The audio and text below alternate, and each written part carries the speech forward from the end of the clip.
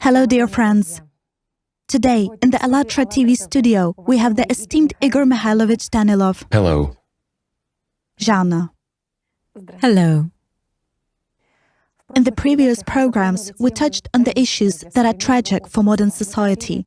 We talked about ritual sacrifices of children, which were committed by the secret order, the Ninth Circle of Satan, as well as its representatives, who are the top of the world elite.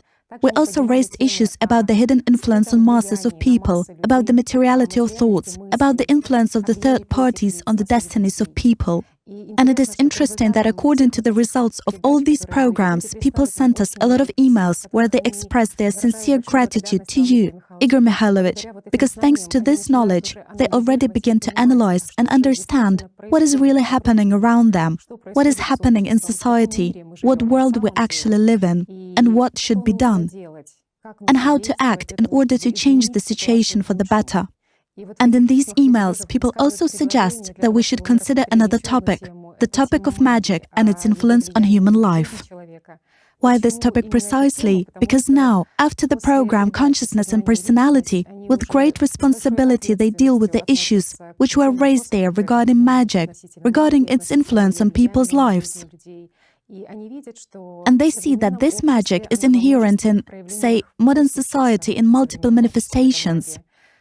And, of course, when they observe what is happening in the world, they also begin to notice many facts, which they have no explanation about, and scientists have no explanation about these phenomena, about what is actually happening.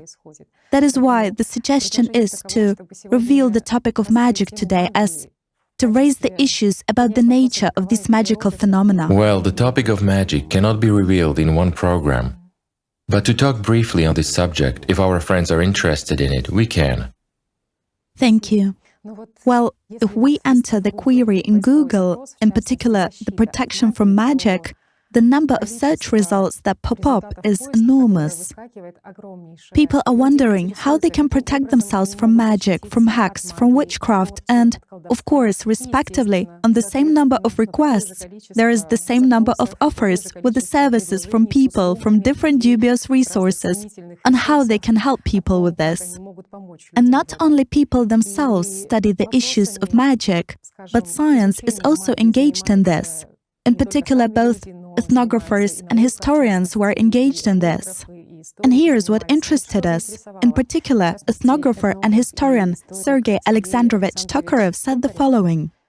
It would seem that with such great importance of the issue, which is not only purely of academic, but also of practical interest, the problem of magic should have long been subjected to serious research. Its essence and origin should be quite clear for science, but in reality, it is not so, although much has been written about magic. And here's the question, since society has such a huge demand on, say, this topic, why does science not have a clear answer to the topic of magic yet? Well, let's just put it simply, because this topic is not funded. And magic is related to the science of ethnography. And who should really study magic as such? Well, the first should be physicists. Physicists, psychiatrists, neurophysiologists, neurobiologists, these are the ones who should really study magic. And what is ethnography? They come, they look at what rituals take place in one village, what rituals take place in another village, and they compare them, without any base, without any knowledge, observing only what is visible, and draw some conclusions. Is this science? Sorry, ethnography is good science. It preserves the rituals, it preserves the past. It describes what's left of it.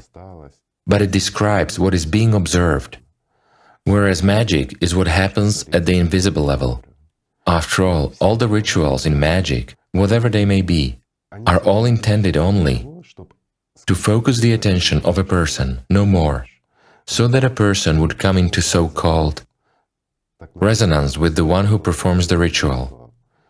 Or to put it simply, a person who observes a magic ritual simply opens his gates wide, and then demons can not only enter but also ride in carts.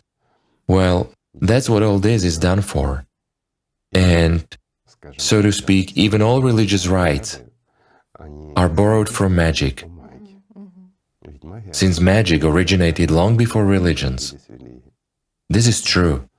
Does it turn out that in modern society, no one actually studies this topic of magic? No.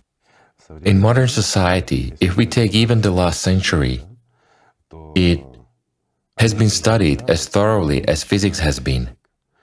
Well, I'd say the number of institutions engaging in it wasn't smaller. Let's say, was the Soviet Union engaged in it? Very closely.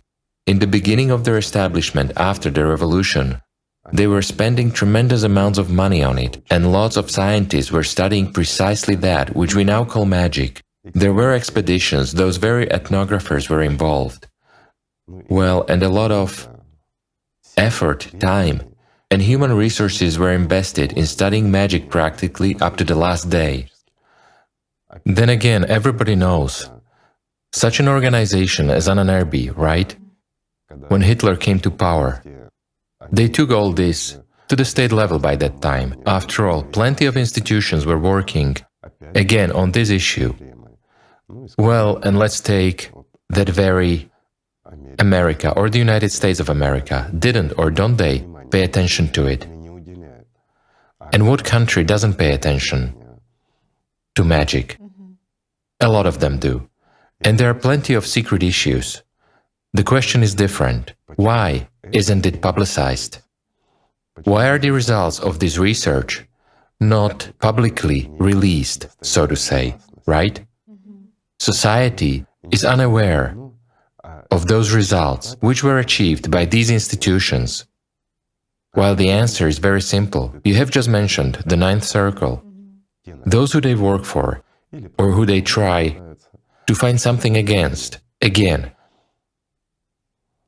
they try, just like you said, to do a search on Google, how to protect yourself from black magic. And there are a lot of mages, as well as charlatans, of course, Yes. who start offering various magic rituals, charms, protecting from magic.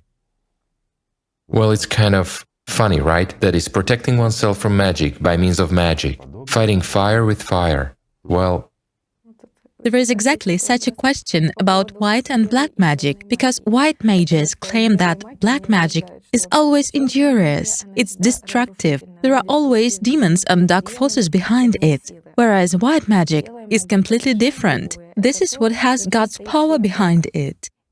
And thus, interpreting it in this way for their clients, they kind of say that for using this white magic in their life, no harm will happen to them. And of course, the payment is made not the way it made in black magic. For example, payment is sacrifices, some ritual things, when afterwards a person pays during all his life for putting a hex, for instance, or committing some actions. and these white mages, as you say, they help people absolutely free of charge on a voluntary basis, right? Of course not. And why? If they say that no harm will follow, absolutely free of charge. Or they do take money for that, or some jewelry, don't they? They do, of course. Yes. As of today, I know only one organization which is honest and honorary indeed, whose volunteers don't take absolutely anything from anyone, but do a lot of kind of good things. There are lots of projects which hardly can be manageable by any institutions, whereas people do themselves. Among these things, plenty of attention is also paid to the sphere of the spiritual development, and among priests of all religions, let's say, who are in this organization, they try to convey the truth to their congregation, not twisting it, but on the contrary, correcting the mistakes that were brought from the mind into their religions. And there is a great number of people who don't belong, as it may seem, to any religion, but nevertheless, these people do a lot for the spiritual development of people. This organization is Allat. Great. Isn't it so? Yes. It is. Where people can help each other really gratuitously and with a pure heart, while all these communities, and all others as well, don't do anything free of charge. Now let's go back. So they take money, and isn't money an equivalent of payment? Of energy. So a person spent his time, spent his effort to earn some money, And he gives mages this power of his, which he spent on earning this money. Well, isn't it so? It is.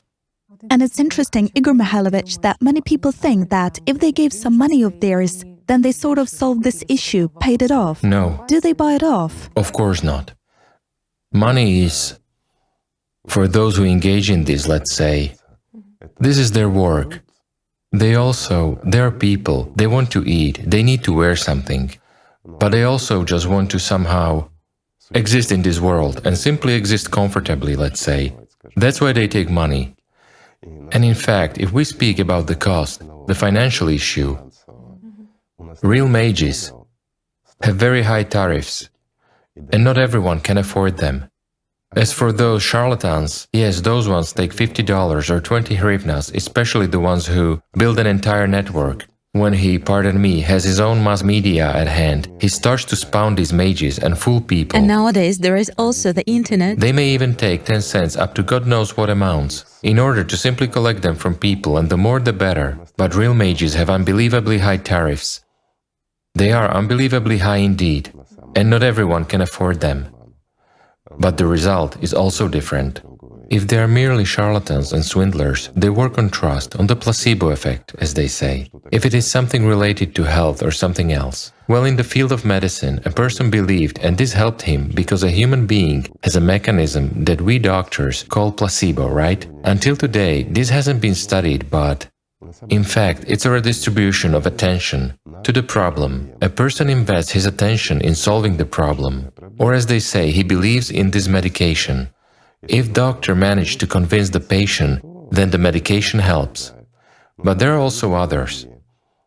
Let's say the opposite cases, when the doctor really gives a medication that cures this problem, but the doctor himself, to some extent, doesn't believe in it or something else, and he transmits this disbelief to the patient, and it doesn't help the patient. Well, that's the way people are.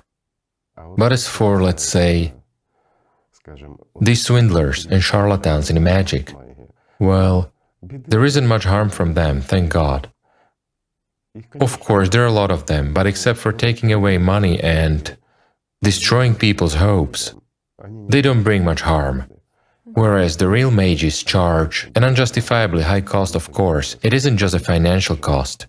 The biggest cost is the one which a person pays to obtain some results for himself by means of magic in this three-dimensional world. And as always, the result is material. Regarding human love, to bewitch someone or something else, to get someone back, some success in work, some career or financial issue, it doesn't matter. That is, a person turns to sorcerers, mages, either white or black ones. Well, it's people who came up with the idea that they perform a certain magic action on behalf of, let's say, representatives of these particular saints or prophets of this religion, depending on what religion dominates that region. Or, for instance, they use the scriptures, or even supports for these scriptures which allegedly have some kind of power, and they're using that power, right?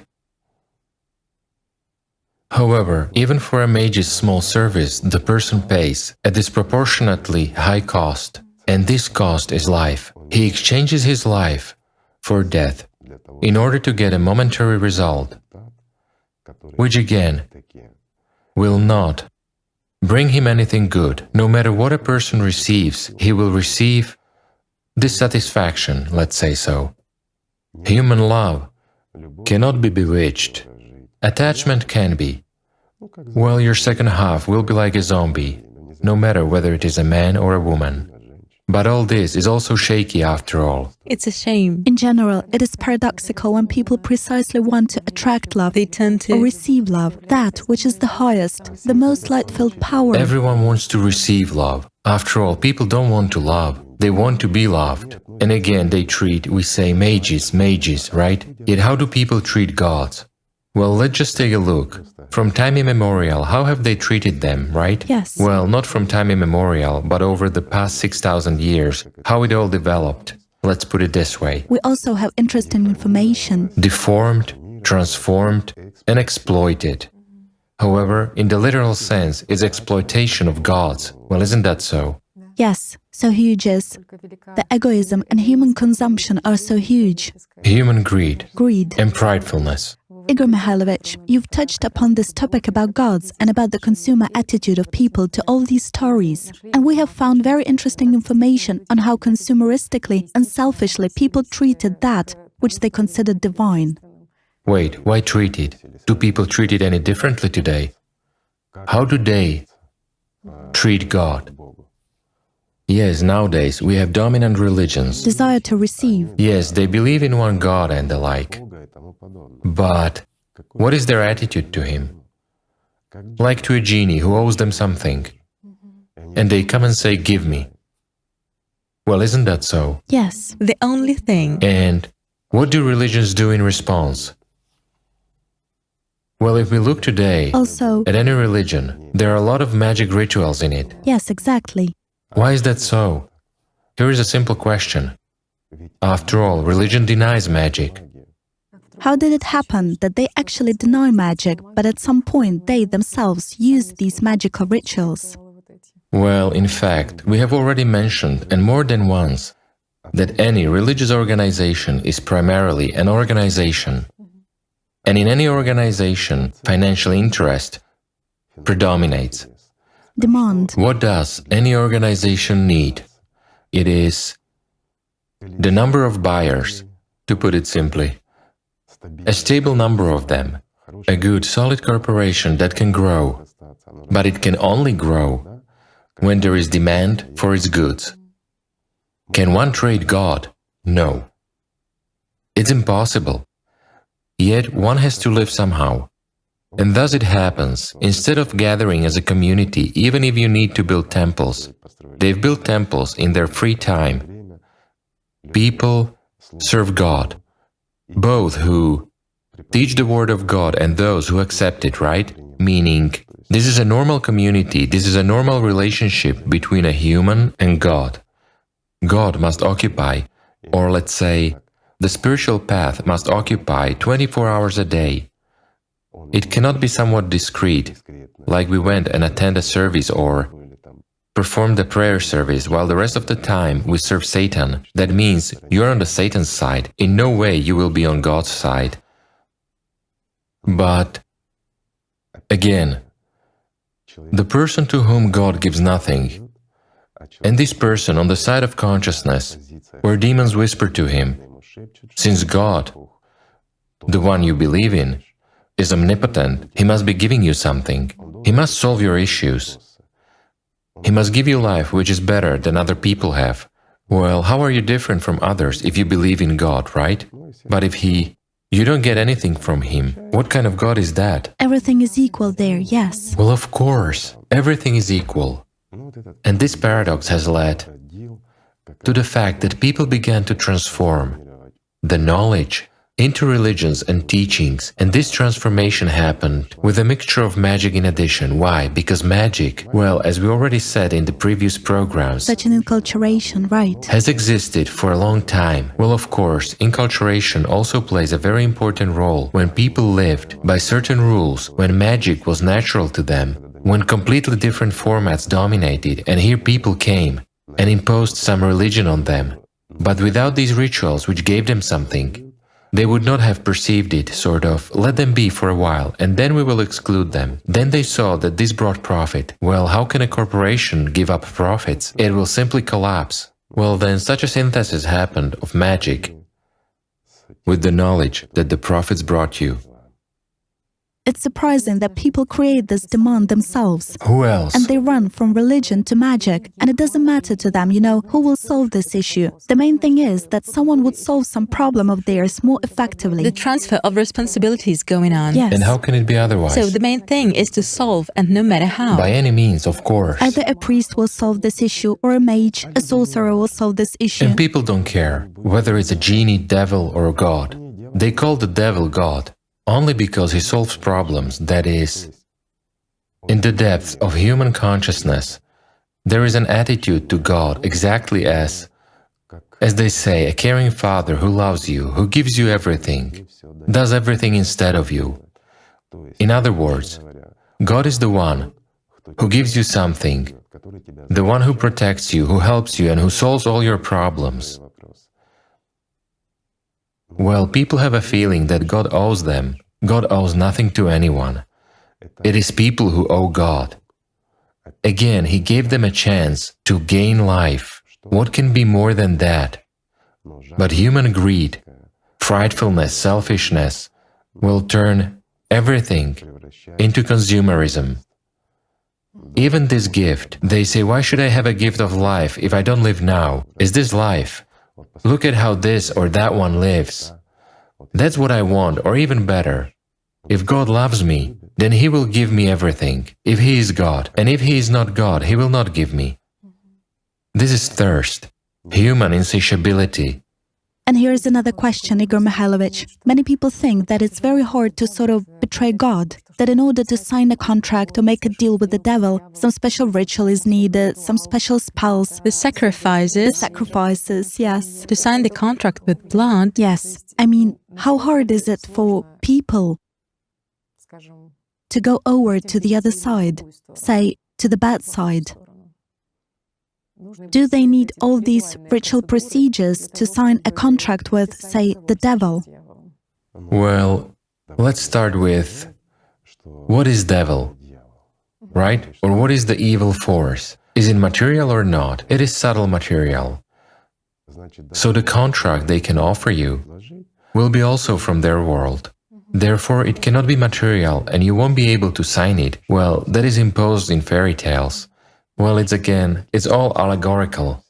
In fact, a person betrays God very easily, and practically everyone is betraying God many times a day. Is it easy? Of course it is easy. As soon as a person has perceived himself as a part of consciousness which dictates to him, he has begun to serve those demons, having forgotten about his essence, about his nature, about his perception through feelings. As soon as a person has forgotten about God's love, well, he has already signed the contract.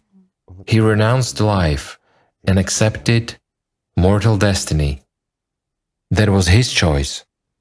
Yes, there is an understanding of what is happening, because people do not understand that in every little choice, when they really renounce the material in favor of their spiritual development, when they take a step towards God and not vice versa, turn their back on Him, by this action they prevent this work of those who are on the top, which, as you described today, yes, the work of those who really stand behind all these dark forces, yes, of those who control both magic and people. And here's a simple question. For example, a person embarks on a spiritual path. After listening to you, people, an average man will have an opinion. In order for me to come to God, I have to renounce the material. Shouldn't I be dressed? Should I not eat? Should I not live in a house? Is this right? Or should I walk, not drive a car?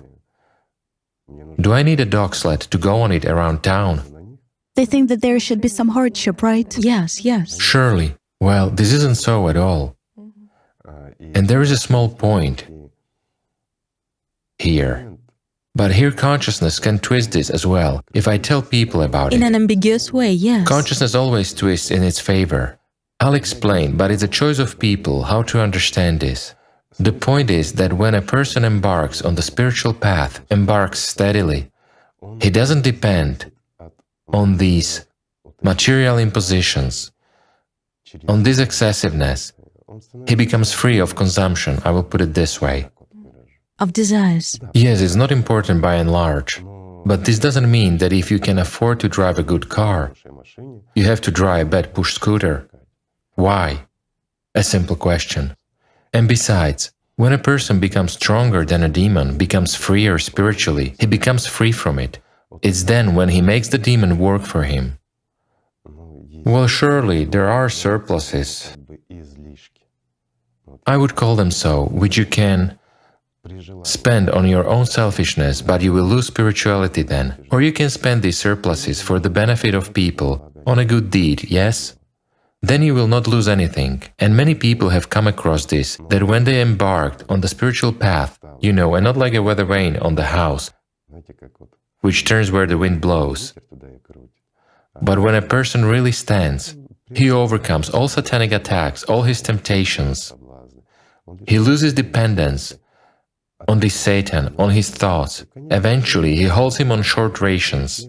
And Satan begins to serve him, and then he serves him faithfully, allows him to earn everything in a material aspect. Well, this is really so.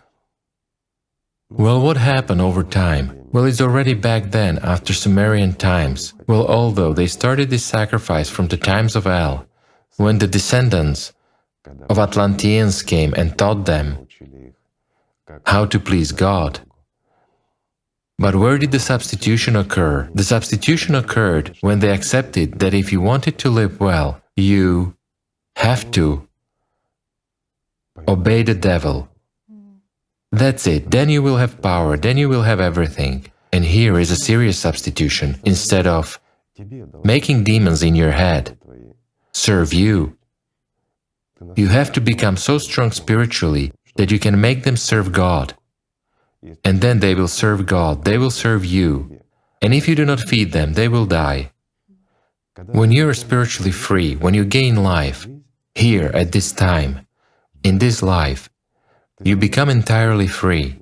You are not afraid of death. You feel that home is there. And here you are just a temporary guest and you have to be here.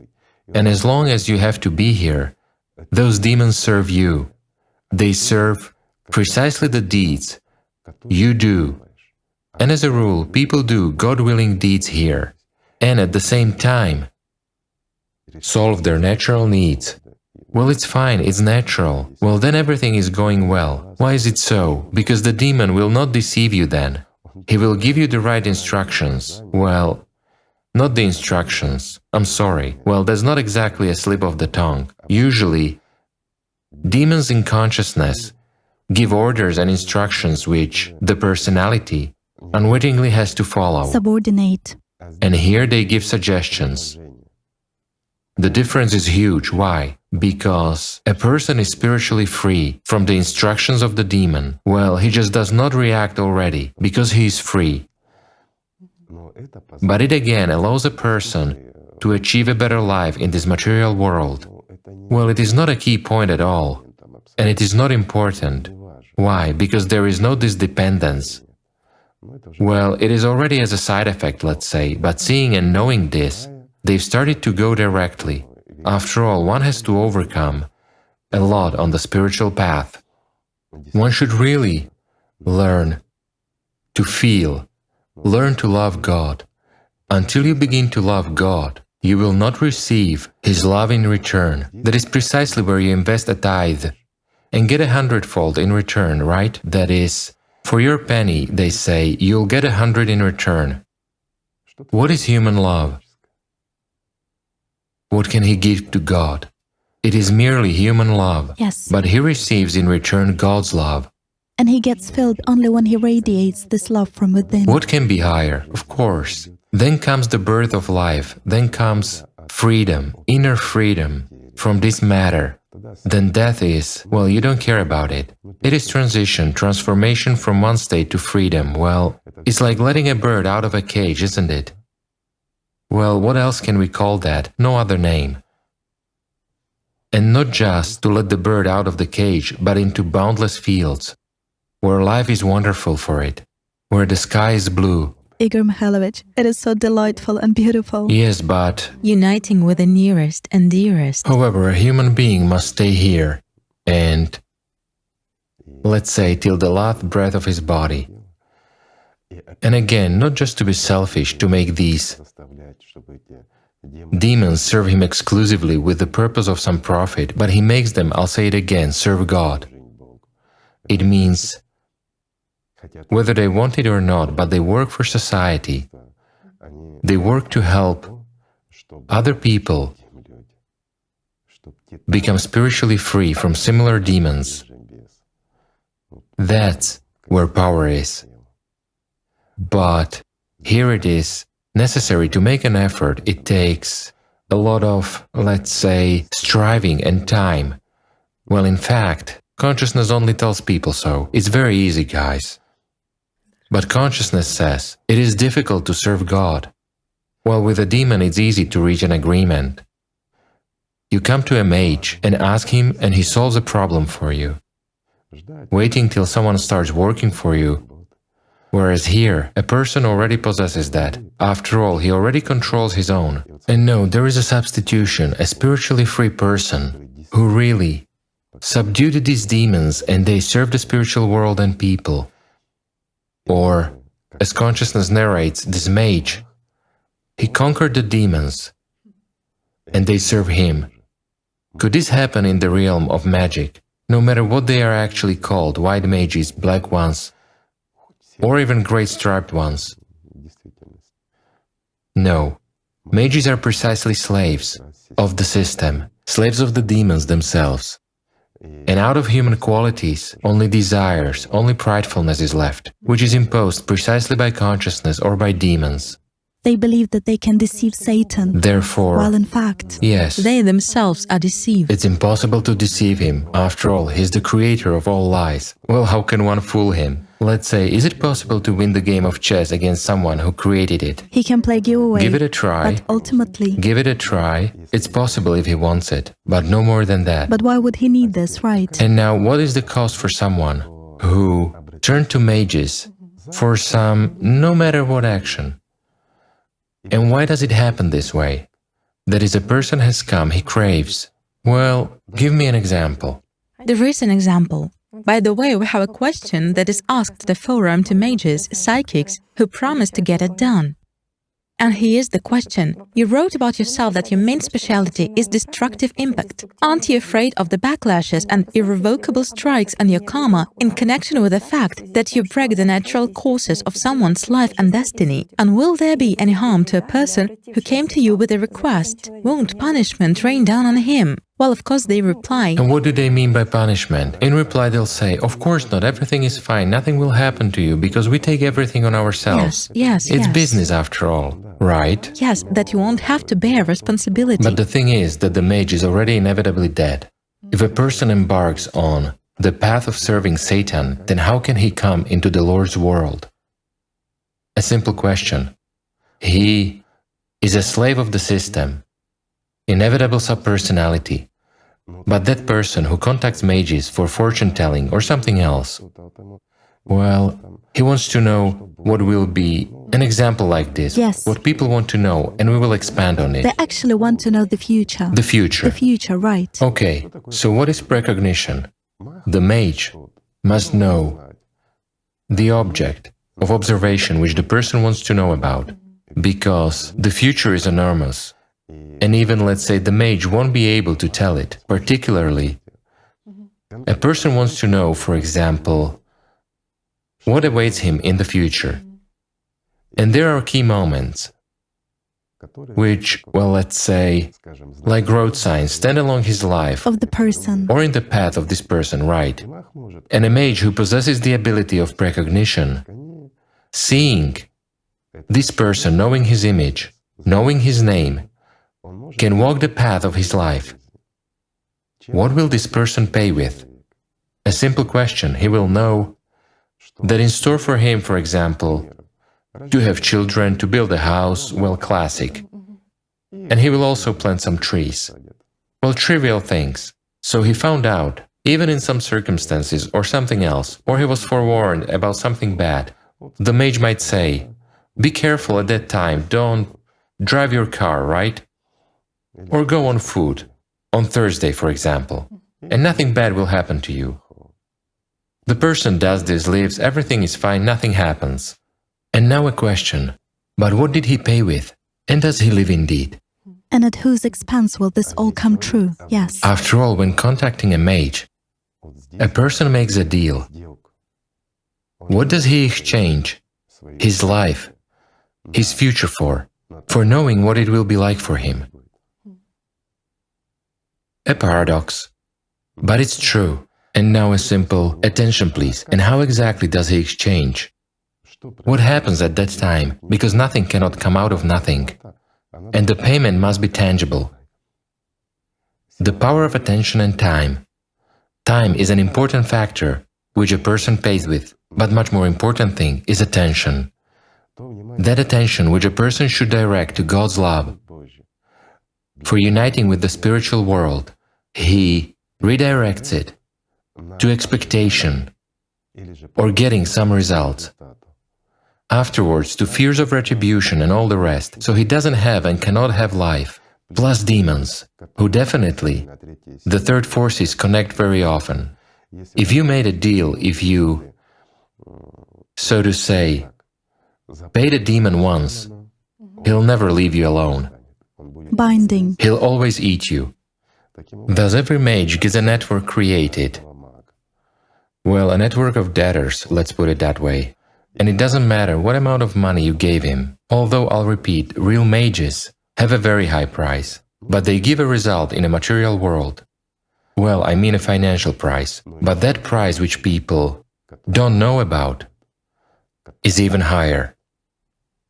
Meaning, it turns out that they pay a mage with their power and their vital energy, and among other things, they implement these programs themselves. Absolutely. They pay with their life. Not just with vital energy, but they pay with life. With life for an illusion. Sure, and they get an illusion, because whatever he wishes for, home, loving family, something else, yes, he will have it, but it will be temporary, and it will disappear, pardon me, like a water. And here it remains. Just get a handful of water and do this, and you'll see it gone. The same goes for your life, just like water. It will slip from your hands. The same goes for your life, and what will remain? But a human doesn't understand what time fleeting is. And this is the worst thing. They want something right this moment, now. And there's another big problem that a human has on the whole, because a person who lives under the control of demons, under the dictation of his consciousness that imposes desires, aspirations, fashion and all the rest. Because if we start looking into it, I'm telling you, magic is actually terrifying. Why? A simple example. What is fashion? It is imposition. Right, it's certain images imposed. Imposed images that eat a person. Well, a simple example, you saw someone wearing pretty sneakers. You want them too, you saw them and paid attention to them, to the fact that they are nice, they are comfortable, pretty and bright. Later you see on TV, or your tablet, it doesn't matter, on the internet, where there is persuasive advertising of them being a new model, that it's super fashionable, it's so beautiful, then some celebrity again confirms this. She says and boasts that she bought such fashionable limited sneakers. And you as an ordinary person, as an average person, will want to become like that star, to have such sneakers. And I want them for myself too, excuse me, but do you walk barefooted? Well, first of all, the price is ridiculously high, because it's a brand, because a celebrity walked in them, because she was paid for it, meaning common sense, right? Common sense disappears. And who kills common sense? A demon in the head. And it's he who forces to wish and strive. Well, isn't it magic? It is magic. Well, what is spiritual freedom? It's freedom from these mindsets. If your shoes wore out, you see that you need new ones. You go and get what's comfortable for you, what's decent, and that's it. But you're not bound, you pay nothing for them except money. That is all. And precisely these demons help you to earn money. Right. And it's also interesting who determines this fashion. And who determines it? We once talked about the ninth circle, when you see how advertising is made, by whom it is made, and who embeds those very images. And what is it done for? And you see, all this gets overlapped, and everything gets mixed up, so it won't be so easy to reveal the topic of magic in one day. But we'll try to talk and explain something to you, friends. Although again, everyone has their own opinion, their own life experience. Many people might say, what are they talking about while sitting there, right? After all, we had a situation, we went to a fortune teller, she told us, we did so, and everything is fine and beautiful now. It worked. Well, it happens, there are a lot of such cases. At what cost? For now, yes, my friends. But we'll talk later when we meet not here. Yes, here is a similar story. A participant of the movement sent it. While living in Germany, she met a woman who was standing at the bus stop with a child and was just sobbing. It turned out that she had been deceived by her friend and she was left without a roof over her head. And she agreed to help her. And the next day, during a phone call, she heard such an answer from this woman that she already recovered from all that had happened to her and was already going to correct her karma. meaning a suggestion to work on herself, the talk that she still has hope, that everything is in the hands of a person herself, that she just needs to make the right choice, didn't affect the person in any way, but the fact that someone can help here and now, that which you are talking about. To shift responsibility onto someone. Yes, onto someone. But, excuse me, and who in a person? Who is the one that makes people shift their responsibility onto someone? After all, it happens everywhere. Yes, onto someone. Starting from the formation of our society, the consumer format, we've already talked about this more than once. From simple, trivial ones like, in this case, appealing to mages or correctors of karma and the like, shifting responsibility onto someone. Yes. It does not matter whether it is a mage, a clergyman, whether it's a politician or someone else. Why does this happen? And here is also such an interesting point that... And why do they want Yes. to solve other people's issues? Yes. That's right. But why and who forces a person not to perceive something by himself, not to strive for freedom, but to shift responsibility onto someone? Well, also... Some kind of prompter inside tells where to direct it. Yes, there is also such a phenomenon. When a person doesn't understand that the problems he has today, this situation is given to him to become stronger, but instead he regards this situation as someone else's guilt. That is for sure. Well, definitely, of course. If there is someone to blame, hence there is also someone who can help, meaning exactly what these white mages actually play on. That... Despite all the complexity of the issue, there are those who can easily solve it, right? Yes, right. Therefore, if I can't solve it in a simple human way, it means that I'm turning to some forces that will come and solve this issue, right? Yes. Well, they will come and solve it. But what is the point of this issue? I wonder if people are aware of where these forces come from, what many call adipositive white magic. After all, people don't understand where these forces come from. How can you say that you do good if you don't even know the source of this? Of this tool. Well, he's doing it with a pure heart. Look, everything is simple. A person comes, for example, to that very mage and says, "Listen, I have a problem. In business, I need to solve it." He says, "Okay, we'll light a candle or do something else or perform some kind of ritual and your business will be fine." The person says, "Okay," and everything gets better in his business after a while. And that one who is engaged in white magic says, "Well, you see, I didn't destroy his business. I helped him build it." Is it a good deed or a bad one? Yet, how prideful this mage, sort of, I know better than this businessman. Okay, a child got sick. For example, a parent or parents with a child come to the hospital. Doctors make a serious diagnosis and say, "It's hard to cure, well, as always, meaning it takes time."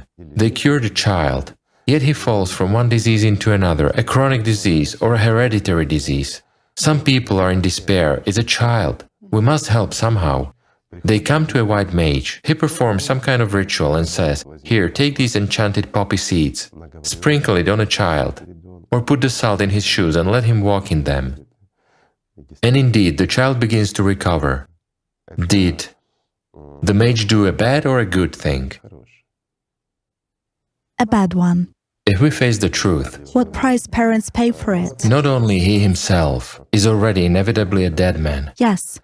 the parents who got involved into his web, they are already inevitably subpersonalities, but they also sold the child. Yes. What for? To be with him side by side for a couple of years, so that he delights them with his playing and health. After all, we care about our children's health, about their physical health, yet do we care about their lives? About their spiritual state. We do our best to ensure that the person, our child, and above all, he is a person, is well fed, so that he is healthy, so that he is smart, he finds a good job or builds a good business, creates a good family, so that we have grandchildren, so that he gives us grandchildren, good ones, and so that they are fine as well. Yet do we care for how long he will exist? Will he enter the eternity? Because that's what's the most important. But why? Consciousness says, well, again, all this is sectarianism, religion, these are believers. That's what the attitude of consciousness is in even those who go to church and believe. He's a believer, while others are sectarians. well, they are totally stupid. Or the sectarians say, well, what we engage in here is talking about the truth, we talk about God. While in religions, clergymen are fooling people, they are downtrodden to the utmost. Well, in this way, they divide themselves into us and them. Confrontation. Certainly, this is banal manipulation of people by Satan. And ultimately, who is the one to survive? Satan. The system, yes. The system. It eats them, the others, and the third ones, and so on. Yet, can a person who loves God be against some religion or against something else? Even against magic, I ask a simple question. After all, this is people's choice. How can I forbid anyone? If a person wants to live, he lives. But if he does not want to live, he does not live. It's his choice. This is a right given by God himself. Can anyone forbid a person? No. If a person likes to serve Satan, he serves him. A mistake. Well, again, what is the mistake in? In the fact that a person chose death instead of life? Well, that's his right. He is the one in charge. There is no knowledge. And this is already our problem. It is already not his problem. It is our problem, of those who understand what knowledge is, what the path is. And now we must convey and offer it. And if he rejected it, this is his right. Well, isn't that so? Yes. But we cannot force anyone. Not even our own child. Why? Because a child is a human being. And a human being has the right to choose life and to choose death, to serve God or to serve Satan. But he cannot but serve. Igor Mikhailovich, how can parents protect their children? Many people think that they are... By their example, by their lives, and under no circumstances should they pressure or impose. A person should be free in his choice. This is the right given by God, and parents cannot claim that they have the right to deprive him of, say, the right of choice. They will not be able to deprive him of it. And how many examples we see in history when children of the clergy parents take the side of service to Satan. Even when parents did serve, they were truly believers, they lived by all canons, and they were worthy of the title of being clergy, and children became, I'm sorry. Such a protest, yes, of the system. Sure, opposition of the system itself. A person should go to God from the inner, not through consciousness or through the mind. It must be an inner need. It is like a desire to breathe, it is like the sunrise in him. Well, not as, in any case, not as a sunset or some storm or something else internal. When a person has a problem in his life, they tell him, you have it because you don't serve God. The person says, all right, I will serve God. What should I do? Where do I light candles? That's where it all stops. Again, to solve the problem. At most, he will go to light candles, again hoping that everything will get better for him. Well, isn't that magic again? To go and ask for material things. And no matter what anyone says, they say, you know, God, He is omnipotent. Everything is in His hands. He will give you everything. He has already given you. Not to waste. You shouldn't ask for more. You have to prove that you are worthy of it, worthy of what He gave you. To multiply this. And everything else. You will take yourselves, earn, create, do. They say, I cannot. How come you cannot? Then your desires come from demons. You want too much of what you don't need. Yes. It's, the topic resonates with how we came across revelations of a Satanist, that he sort of believed in Satan and served. And he said, I serve. Well, when I served Satan, he said, I spent all my free time on this. But I looked at people who believed in God and that it was hard for them to spend as much time as I did. I didn't understand why it was so, but at some point he realized, well, sort of for himself, the fundamental thing about who God is and what, in fact, Satan is, well, who serves whom. And he also writes that I wasn't crying, I wasn't laughing, my feelings were zero. And then I realized that the power which I thought was mine actually belonged to demons that acted through me. I just opened the door to them, and they worked not only to deceive others, but also to deceive me. But at that time I was sure that I surpassed everyone around me. And I was acquainted with Christians at that time, but I didn't know anything about the Bible. In my opinion, Christians were just praying to some other idol, and I didn't know that there was only one God. And when he met people who really believed sincerely, truly, just like you describe it, the light was pouring out of them from the inside. Who felt God, not just believed and hoped. Who exactly felt and lived by God. Who lived by the inner Allatra, by God's love. Yes, and he said that I couldn't even get close to these people. And how will he get close? I realized that it was power, it was real, that it was the light, of course, which was burning, that it didn't let anything evil get close to it. Absolutely right. I will give a simple example. Why can't a mage, as well as any demon, all the evil spirits, come close to a person who is spiritually free? Because a spiritually free person is nothing but a candle in the darkness. Here is a simple example. You can conduct an experiment. Turn off the light, light a candle. You will see that the room where it was dark became bright. Well, it is desirable to do this in the evening when the sun is not shining. And then take this candle and enter the next dark room. What will you see? That it becomes bright in there, in that darkness where you go with the light. Now try to bring the darkness to the light. Will you be able to do that? That's the answer, my friends. Banal physics. There is no place for demons where God's love is, because God's love is light, while demons are darkness. Everything is very simple. So Jana has also said about that person, in particular, that he thought he was about all people. And it's interesting that in Holy Scriptures as well, when you come across and read Patericons of Holy Fathers, you understand that it was precisely magic and these supernatural manifestations that they feared mostly. And they even prayed for them to disappear as soon as possible, actually, these magic manifestations, in order for them not to fall into pridefulness, arrogance. And why? Because again, when a person stands on the spiritual path, when Holy Fathers were walking this path really, and we take not those who were canonized by pulling some strings and the like, because they'd brought a lot of believers and shown tricks, but we take real Holy Fathers.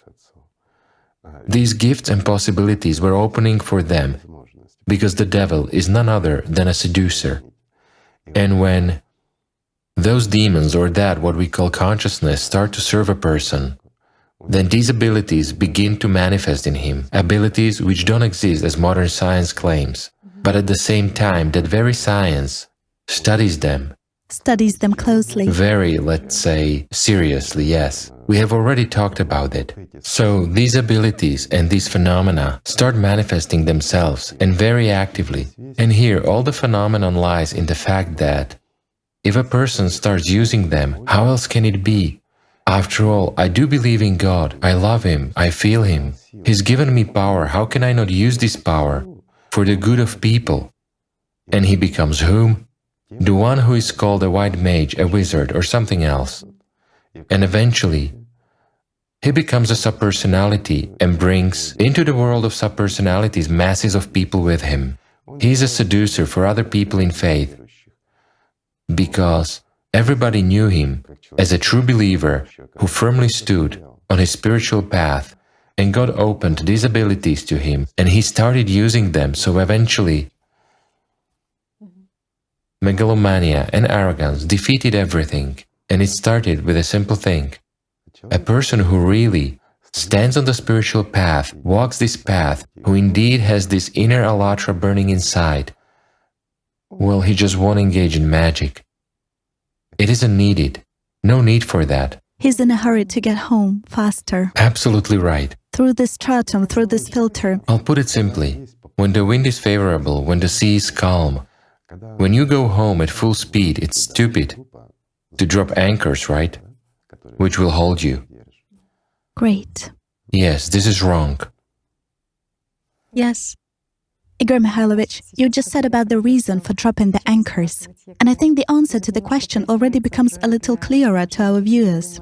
Well, I will read out the question as follows. What is the reason for such an unusual vitality and stability of magic, which influences the consciousness of people of all eras, from the Paleolithic to our days? The reasons, obviously, lie in some peculiarities of magic, in the very essence of this phenomenon. But what is this essence of this phenomenon? What is magic for a human being? Magic. Why is it so resilient at all times? What is its essence? Is it just some kind of a filter? Well, it's not a filter, no. In fact, magic is a desire for something a human does not need. It's a human's aspiration to get what he doesn't really need. It's just a dictatorship of the beast in human consciousness. That is what magic is. After all, who drives a person to these desires? His consciousness. After all, it tells him that you are miserable, flawed, or something else. But if you perform some ritual now or go to some mage, everything will be fine with you. You will have chances to become better, something else. Again, what is the reason for magic to be so resilient? It is human pridefulness. Because of his aspiration to have more and to seem like someone better than he really is. And by nature, he's actually very beautiful. And for some reason, the system drives people to seem like someone else. And this is the filter already. It's not the magic that's the filter. The system itself is the filter. After all, the devil is needed so that dead ones do not come to the alive ones. So that mature beings, angels, come to the spiritual world. That's the point. Those who choose life, and not those who choose immediacy. It's a pity that a lot of people get into these magical things, even without realizing it, by using something just in case, or because it's the way it is practiced in the traditions of a certain nation or area. No, well, traditions are traditions. They have nothing to do with magic. We're talking about magic now. Yes. And traditions, well, to grab the button if the cat has crossed your path, something else, it's not magic. These are such... By the way, another direction is talismans, charms, some things that a person surrounds himself with. This is a business. But believes that they will definitely protect him from hacks, jinx. And again, and where did all this come from? It came from real working science. If we take it, well, we don't need to go too far. Tripilia, yes, the culture. Because there were so many signs. Yes.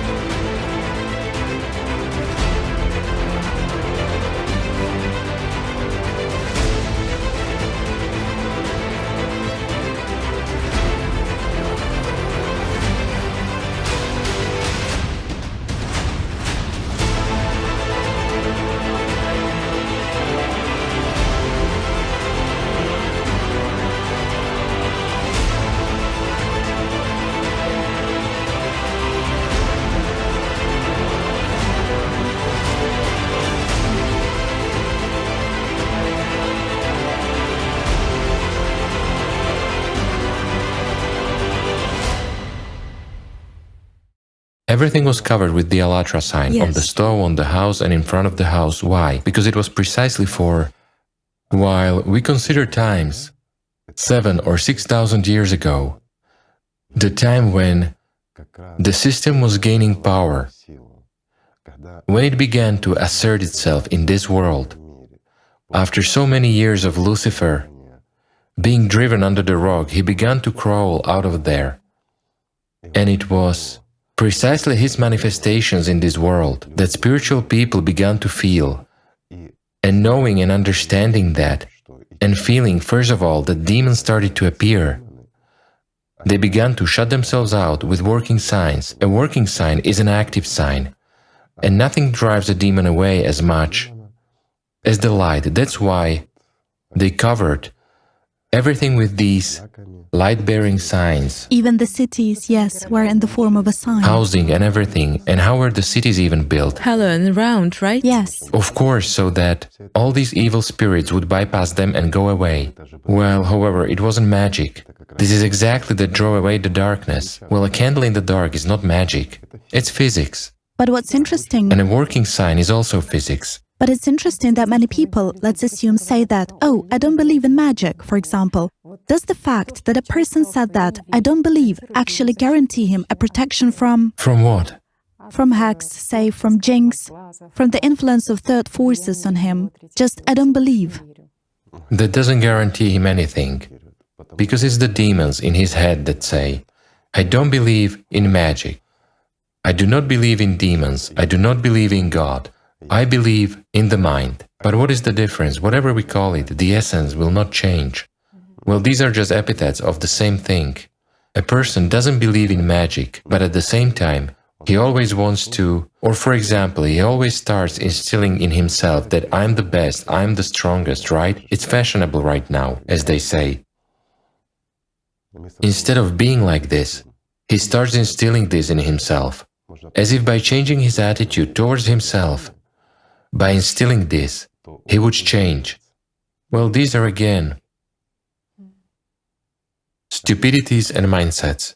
Right. Adding to the topic of protection, there are ritual tattoos which in ancient times were used for protection against an evil spirit, meaning covered... Well, these are like signs, but then again, there are totem tattoos, there are signs which start to attract.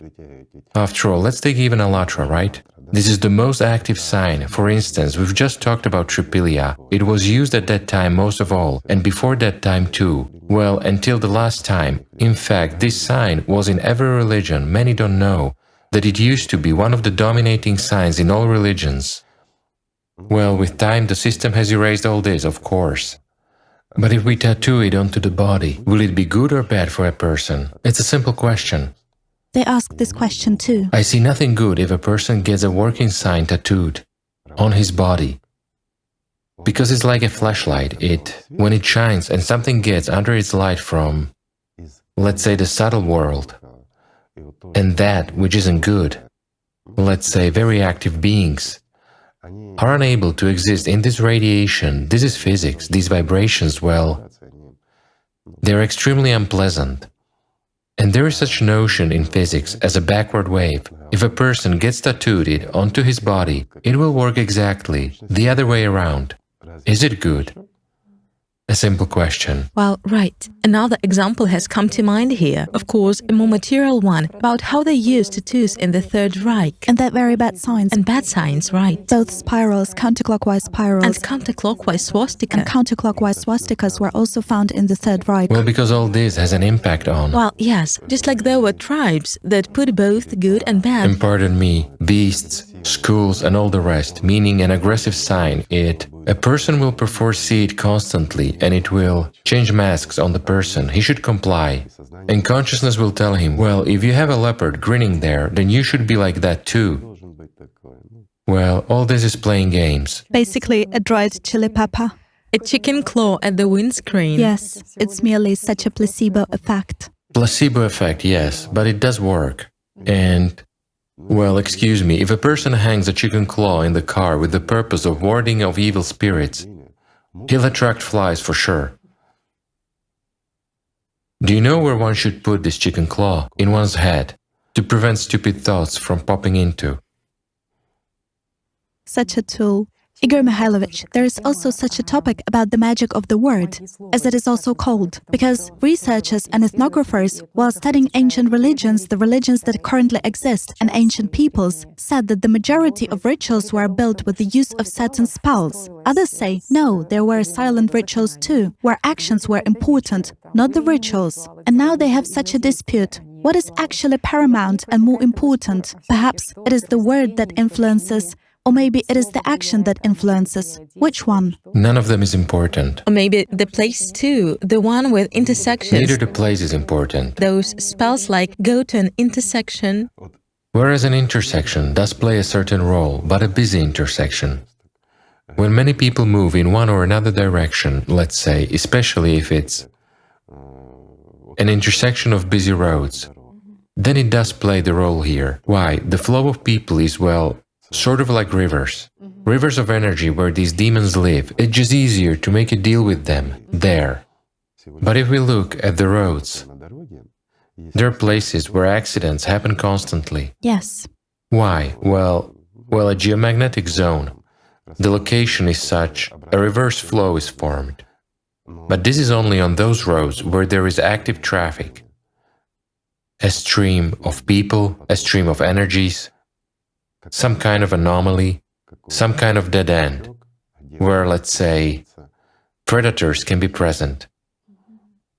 But it's enough to place the Allat sign, and the order is restored, let's say, on that very road. That is, in this case, the signs will work, right? Towards positivity, towards creation. They will work, yes, signs will work. Whereas magic, as it is, with just, what is more important, a ritual or a word? A word. Neither ritual nor word is important in magic. It is the investment of attention that is important. That's what is important, where the energy of life is invested. If it is invested in a certain action, the action gets fulfilled. But again, if a mage fulfills it himself, well, a real mage, right? After all, he basically performs that very meditative practice. I mean a real mage, but not some playing around.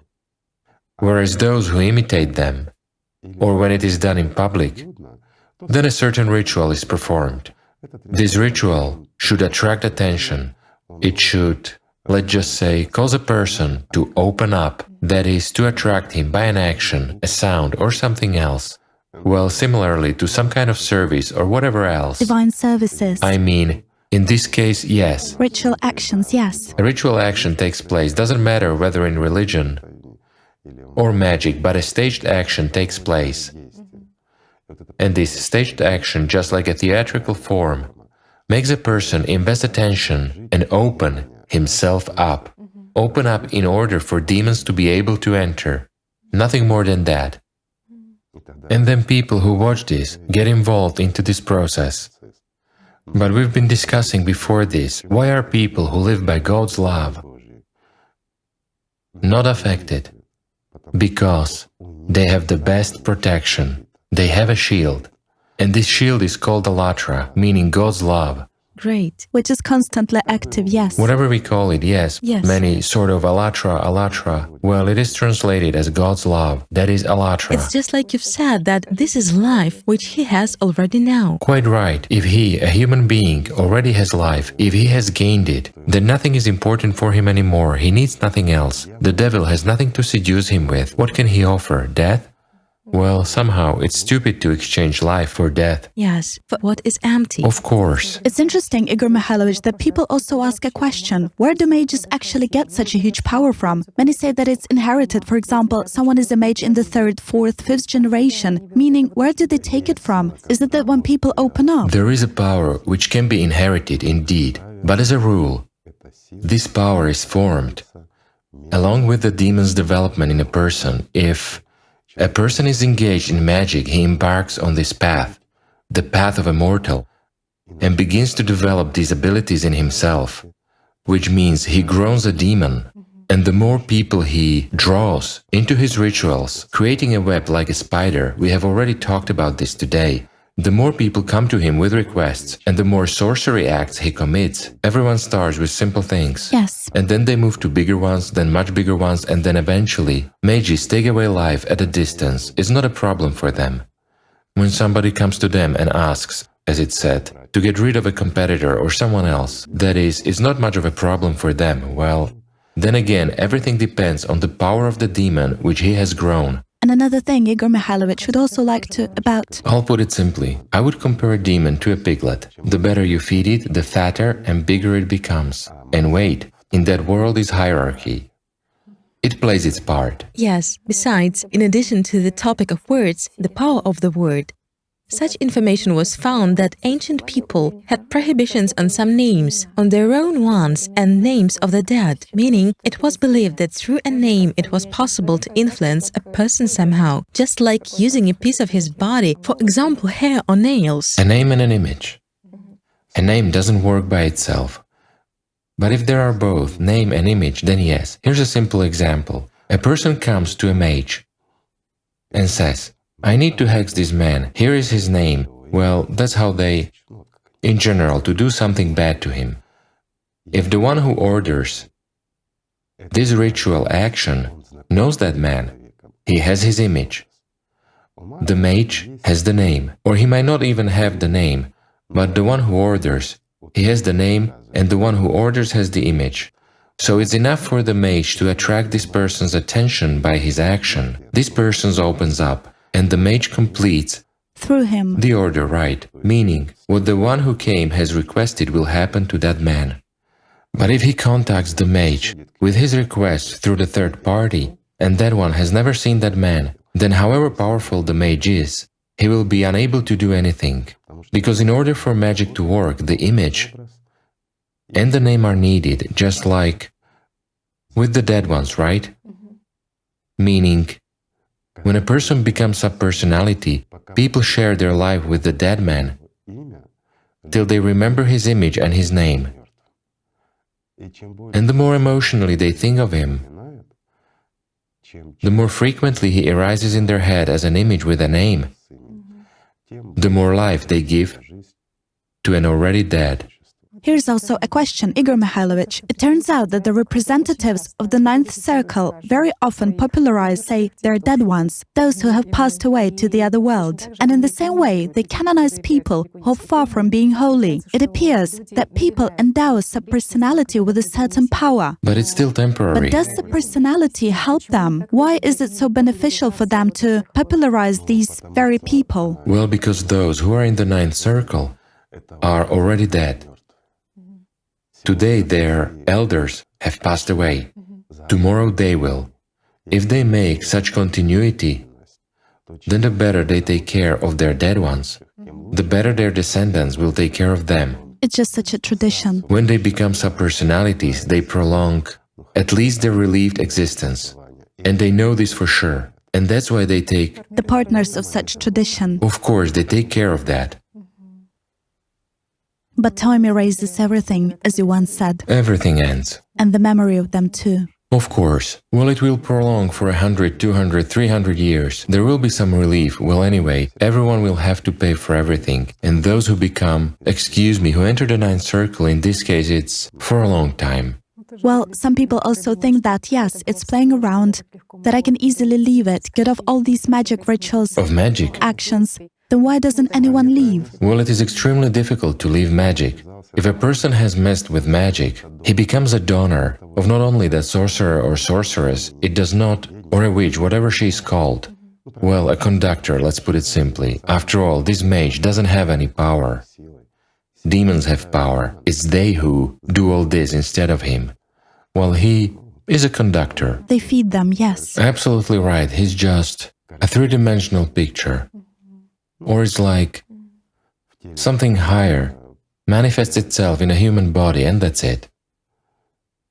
Well, here, although if we take demons, they exist for a long time, longer than people, they possess greater power, and for people, they can also be higher beings compared to a human being. Well, we can put it this way. I also recall the question from people. They say that, for sure, to counteract, say, the system or all these mages and sorcerers, a person has to be someone to have a certain power, to be a priest exorcist or to be a Geliar who has the knowledge. Is it possible to resist them in everyday life just by being a good person? How can any person resist the system and magic in everyday life? Not to betray God and to live by God's love. To love God. And everything will be fine. There is no better protection from demons, from black magic, than Allatra. In this case, I repeat, Allatra is God's love. Live by it, and then any demons won't be a threat to you. Because it is what gives life, and it gives life eternal. Igor Mikhailovich, I would like to continue the following topic as well, to touch upon the topic of a gaze. After all, eyes can emanate both love, and there are other people's beliefs when the evil eye... Eyes actually reflect the inner component of a person himself.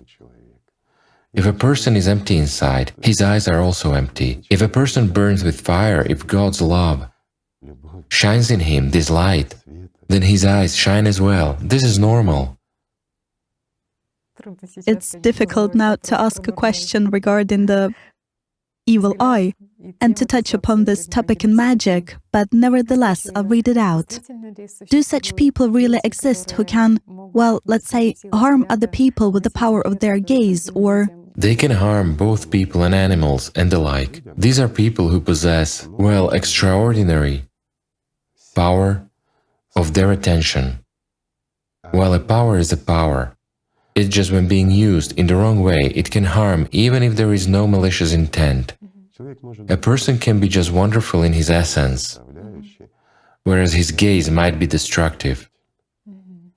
So it is possible. Well, such thing happens. And there is another thing that people feel other people's eyes on them. And they say that, well, people used to say cheeks are burning, for example, or ears are burning, that even research was carried out on how people feel other person's eyes on them. Both other person's gaze and when he is being thought of, especially with investing attention, a person can feel this. Well, the answers are in this book, in Allat. This is work of the structure of the essence and so on. From time immemorial this has been known. Since the beginning of time all this has been used. But if we are to speak the language in which human structure is described in the book Allat, the back and the left essences, the back and the right, react very easily and again precisely with the help of these essences. Some magic techniques are used. But what's the difference? The structure is the structure. And with their help, people both feel and transmit something, well, just like SMS via modern gadgets. When thinking of someone, a person starts feeling that he is being thought of. Yes. It exists, of course. This is straight physics. Right. In addition to this, they say that people feel exactly this area of the back of the head when someone is staring at them with a certain... Well, it takes place if there is a direct look at them. This means when a person is in front of the one who's looking at him from behind, and the person might feel this stare if the one is paying his attention. But this attention should be invested along with some desire, either, pardon me, with lust or with harm. Whereas if someone is just looking at the hairdo, the person won't feel this. Some powers must be involved here, energy must be spent. Then this is felt. I see. Right. We have another topic regarding the veneration of the Holy Death, Santa Muerte. And this religion is sort of gaining popularity now, and it attracts by the fact that the Holy Death does not require a person to abandon his previous way of life. That is, there are a lot of such representatives in it as prostitutes. Yes, drug addicts, yes. Yes, there are some drug addicts, murderers. That is, it turns out that people do not have to change their way of life. The way of life, yes, that without giving up anything, a person as if receives patronage and protection of this very Holy Death. This is a religion of subpersonality. Yes. It is aimed at a person while still being alive, sort of forms his after-death fate, let's say an extremely negative one. However, respect and commemoration of the dead is very popular among them. So from generation to generation, they remember images and names and the like, and so they communicate with them, often call them, meaning they feed subpersonalities. Why has this developed? A simple question. Because the person who, as you said, leads an antisocial lifestyle understands that he is doing something wrong, but desires and aspirations, meaning he is manipulated by his internal imps. In other words, he digs his own grave. But this religion is preferable to him, because he, being its adherent, brings up the future generation in the same religion by his example, that is, parents involve their children into this religion so they understand that paradise is not for them, There is no code for them there. And they will have to stay in hell anyway and be boiling in some kind of cauldron, right? So in order to be pulled out from there, from this cauldron into cold, cool water, it is necessary that someone pays for it. Because it's a paid service, and thus children will pay for such moments of peace for them, let's put it so. Yes, moreover, what arguments they have.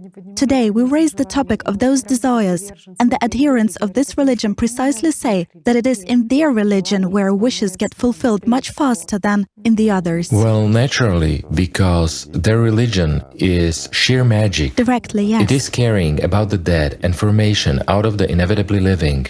The inevitably dead, I mean, well, yes, and the fact that the holy death itself has power over everyone in this world that no one has ever... Anybody will die. There can be no immortal bodies. The whole universe is mortal. And the period of universe existence is an instant, if we consider it from the perspective of life.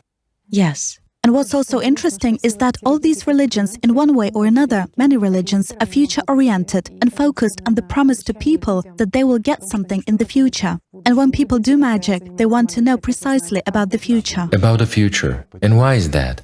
Because a person who is again under the control of consciousness and is manipulated by it always hears from consciousness one thing: you'll have a better life tomorrow, and a person always strives to create his best tomorrow. He does not live now. He lives in hope for tomorrow. And tomorrow is like a horizon. Will it ever happen? It will never happen. Because tomorrow you will be waiting for tomorrow. And it's endless until you become a subpersonality and realize that you had to live now. And what does freedom, spiritual freedom, precisely the true service to God, give a person? It gives now, today, here. While everything else gives hope for tomorrow.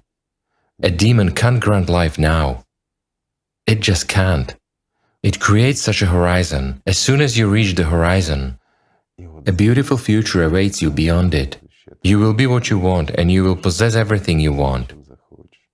Well, try to reach the horizon, my friends. To swim, to walk, to fly to it. It's unrealistic. It's true, people... It is also impossible to gain happiness from Satan. Indeed, people who live in the present and by this inner life have, say, this now and eternity in here and now, they are unlikely to be interested in any future that the system tells them about. They don't need it. Yes. They don't need it, they need hope. And they live by hope. But instead of really becoming happy and living, people hope that someday they will have it, and they form their desires and their happiness from the material. Well, from some banal patterns that are imposed on everyone, let's say. Again, what do we come to? Tritely, to be someone, to have something, and not to be responsible for anything. This does not happen.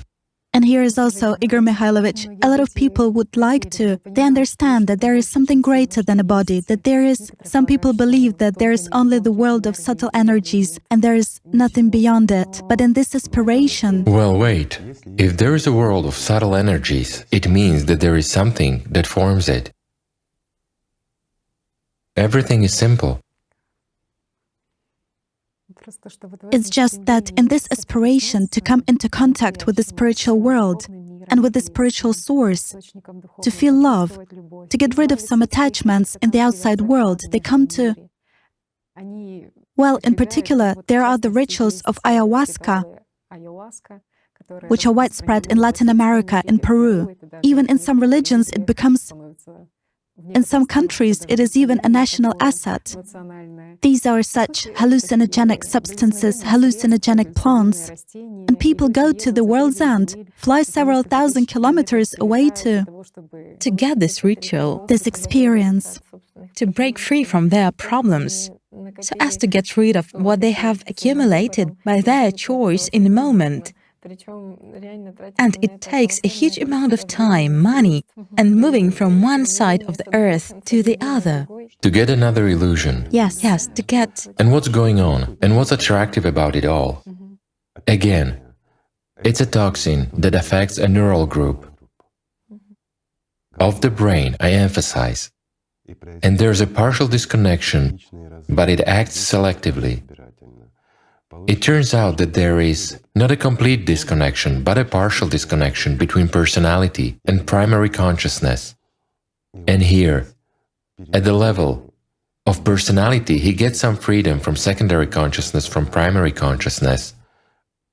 And he also gets all this visually at the level of the primary consciousness. The world changes for him, and he gets an illusion of some kind of freedom, that the world is not as it is. Well, depending on the correctly chosen substances that they take, a person can even move to the fourth dimension and perceive it at the level of personality. And this happens, and through backward connection, this information can reach primary consciousness. And when he comes to a normal state, he remembers everything to the smallest detail. They consider this a very valuable experience of gaining life. It seems to them that they become spiritual, that they understand everything. All-embracing vision, yes. That they know everything. Well, of course. Well, that's self-deception. You said that it's just the fourth dimension. It's just the fourth one, yes. Meaning by using such psychotropic substances, hallucinations. Not always they get there. Not always at all. Those are the ones who get lucky. And this all was selected and made right by someone with experience. In this case, a person almost becomes a slave of this trend. Why? Because what he has lived through and experienced is impossible to compare with anything that a person experiences in this three-dimensionality. But even if some mistake has happened and it works merely as a hallucinogen, yes, however, having certain freedom plus hallucination, the person falls into shock as well, because his mentality is so free. Yes. He perceives the world so holistically. A human usually perceives the world from a viewing angle, meaning that is what we see. Next, if we hear something, we have switched off here, switch over there, meaning where we invest our attention, what our primary consciousness has given us, where we have invested our attention, is what we perceive, and we perceive the world, sort of in bits and pieces. Well, here a person perceives it at 360 degrees. Like a sphere, he senses it all, well, it's trite, he understands everything. Let's put it this way, a correctly performed meditation, I emphasize, is not a spiritual practice, it is a work of consciousness with consciousness, gives a much bigger effect, but you have to grow up to a meditative practice. You have to overcome a lot, have to spend your time, while here you just eat, or drink a tincture and hallucinations begin. Well, there's a small detail here too. When a person perceives three-dimensional images, it's a simple hallucination. The fourth dimension means these images change. And those who have experienced these practices understand what I'm talking about. This world is already altered and different, but it exists indeed. Well, but how? How it cannot be there? The world of energies, a kaleidoscope of colors. Sure, of course, the world of coarse matter is 6 dimensions. It's considered the coarse matter world, meaning it is where demons rule, where there is Satan's power. As it is said, everything that we see here in three-dimensionality originates in the 6th dimension, and it diminishes already in the 2nd one. Well, it is actually very interesting, meaning it turns out that you mentioned that even getting into the 4th dimension is an extremely rare case. That is, it turns out that people gain all this experience. Of course, it's extremely rare, yes, but legends are built on such cases, for which they strive. Meaning what people see is still the 3rd dimension. Most of the time, yes. The overwhelming majority, I would say 99.9% of those who practice intake of these substances, let's put it mildly, most often have a banal hallucination. Well, it just, such very... Well, it's an unusual experience. It's simply a swindle from the system because... In the literal sense of the word. It doesn't matter whether you close your eyes or open your eyes, take a look at the surrounding world and pictures that... So look, here you close your eyes and the world disappeared for you. But there, it doesn't matter whether you close or open your eyes, it won't work for you. No difference. Meaning... Well, the mechanism is very simple. There are simple techniques, but they are quite effective. They are considered restricted and secret for some reason. Precisely those very super-secret institutions which we have mentioned, which engage in research of magic, prepare so-called sleepers. I think many have heard of them. As a rule, they were used for military purposes, in intelligence and so on. They have a simple technique which causes... Well, I'm going to tell you how it works. Irritation or excitation of neurons of the optic thalamus is caused. But without the supply of light, that is, a person's eyes are closed, he is in a dark room, not only he is in a dark room, but his eyes are also closed and all. However, over-irritation takes place. This over-irritation of the optic thalamus leads to the excitation of the so-called pineal gland. And that's where all these phenomena are hidden. Because a person, in order to maintain a connection between personality and primary consciousness and to shift it for perception by primary consciousness, at least partially, because if primary consciousness is switching off, then a person who is unprepared, who hasn't developed himself and doesn't know that he is personality, he doesn't remember or see anything. He simply falls asleep. This connection is followed by sleep. For a person, this time simply vanishes. But when a person develops spiritually, as personality, then a disconnection from this already gives him freedom from primary consciousness, not to mention secondary consciousness. But for this, one needs to overcome a lot. Let's say, to work hard on oneself indeed. And a simple practice, which is taught to sleepers, leads to overexcitation, and without losing connection with primary consciousness, a person partially jumps into the fourth and even to the fifth dimension sometimes. What does this result in? This results in the fact that space and time as such cease to work, and a person, well, perceives easily if he knows how to control this process. Then it is not difficult for him to visit any point and see what he wants to see, let's say. That is, the issue of precognition is solved quite simply here. And that's why they say that sleepers can see or find submarines, spaceships. Yes, of course, they can. There is nothing complicated about this.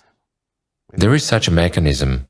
The most interesting part is that if a sleeper uses this technique, and it is extremely simple, by the way, he can regulate and control this process, whereas if this mechanism is poorly controlled, then in this case everything happens spontaneously. A person closes his eyes and he has bright colors. It doesn't matter whether he opens or closes them, nothing changes. I mean, we have closed our eyes now, right? We can imagine the picture which we have seen. We opened our eyes and what do we see? We see again what we see, yes? That it has changed. Well, there, it is all different. Uncontrollable. Yes, it's not three-dimensional, but there is an understanding of it as of three-dimensionality as well. This is the paradox. This is when a person, for example, falls into the fourth dimension through the use of these substances, and the mechanism is exactly the same. Excitation of the optic thalamus. Neurons are overexcited, they excite the pineal gland, and the person enters a world where he has never been. But it's the earthly world, guys. After all, this is not God's world. And when they are, let's say, taken out of this state, the secondary consciousness gets immediately connected, while he preserved a memory of what he had seen. And so the person is in shock, and secondary consciousness begins to tell him, "You have visited the world of God, wow, all this exists. That's it, now magic is the most essential for you." Well, he doesn't follow the spiritual path after all. And such people, all these experiments precisely lead them all towards a subpersonality. Well, a person naturally cannot come into contact with God. Due to these practices, of course not. Because many people think that they get relief from some consciousness. No, of course not. And they get to a new level, to a new dimension, yes. Igor Mikhailovich, you just said that sleepers used a certain practice too, and they achieved prescience, so to speak, a vision of the future. Can we give this practice to our viewers now? Well, it's really simple. There is nothing complicated in it. Well, we can give it. However, we have the experience, say, related to Dimak, yes? Yes. When we showed how to work with some points and that this practice, which we told our friends is directed at, I repeat several times, guys, don't play with it. This practice is aimed only to ease one's state in case of a panic attack. Well, it was so, wasn't it? Well, our friends started using this, and a lot of different information came from all sides, and sometimes Quite funny one, let's put it so. Well, many people started using it. Well, I'll give a simple example. Pardon me, friends, I'll digress a bit, but it's true. I use it, he says, every evening. It's so great. I don't want to sleep. I have energy. Guys, this practice, which we talked about Dimag, yes? It is aimed at helping in a critical situation. It cannot and should not be used when it is not necessary. Why? Because if people start abusing it, they just discharge the batteries, nothing appears out of nowhere. And the explosion of energy that occurs in a person, yes, it can help, can neutralize some toxins or something else, well, like a self-reanimation aid. But if a person abuses it, then first, his body is exhausted, and subsequently self-compensation appears, and the body adapts, and these points do not work anymore. That's the way a human being is designed, and you should not play with this. And Dimag itself, well, many people say that it sort of, well, was transformed into something bad, that it's an art of killing. No. Everything that concerns self-defense or practical application, let's say, in order to defeat the enemy or the opponent, it isn't more than even 5% of what Dimag is now. Well, 95% is only good and useful regarding both health and well-being, well, and many other things.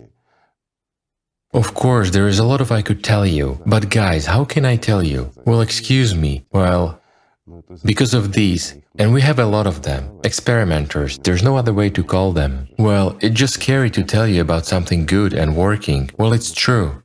Why? Because what is going to happen? Abuse, pointlessness, which can harm. For instance, you again say about sleepers' practice. It is simple and everyone can do it. But if we tell them about it, people can lose their eyesight. People can get heart attacks, strokes, and many other things. Why? It is about the dosage. And many people who have taken a great interest in this topic or read at least about sleepers, how they work, they know how high their mortality rate is. Why? Because after crossing a certain threshold, well, people became subpersonalities, you can't return already. That is, or they undermined their health by improper performance of the technique. I'll tell you a quite interesting, curious case, literally from life. After the release of the program, where we talked about Dimag, it was released in the morning, and literally the next day, one of our fellows wrote us. So, I tell you in short, he wrote it all down, with details and the like. What was the essence? He watches our programs, like many of our friends. He even says that he began to read Allatra. He has read about 15 pages of it. Well, an almost convinced adherent of Allatra and all. He's heard, somewhere has got some information on how to perform spiritual practices, even how to perform the lotus flower meditation. He has realized that this practice has existed since ancient times and it's all good, this has to be done. But he had a toothache. He began to perform the lotus flower meditation. In direct love to the aching tooth. Doesn't it remind you of anything in today's conversation? However, this tooth didn't stop aching. He had to make an appointment with the doctor. Well, the doctor made an appointment at the afternoon time. Meanwhile, in the morning, our program was released. His tooth was aching. He had time. He didn't go to work anyway. So as a faithful Allatra adherent, he decided to watch it. He turned on the program, started watching it, and saw everything I had told about Dimag. Usually, people need to watch at least few times, somehow pay their attention, but in this case, the person turned out to be talented. He watched, remembered, and understood everything. He came to the dentist. The dentist examined him. In short, the tooth was in a big trouble. The doctor said, "We will have to open it, remove the nerve, and clean it all up." He gave him an injection and said, "Anesthesia will start working soon. I'll come to you shortly. Meanwhile, you take a seat." Yet why sit idle, if he just watched about Dimag, which Mikhailovich had told about, right? After all, it is interesting. A compelling logic has turned on. After all, it's... What is anesthetic? It is a toxin, which affects the nerve.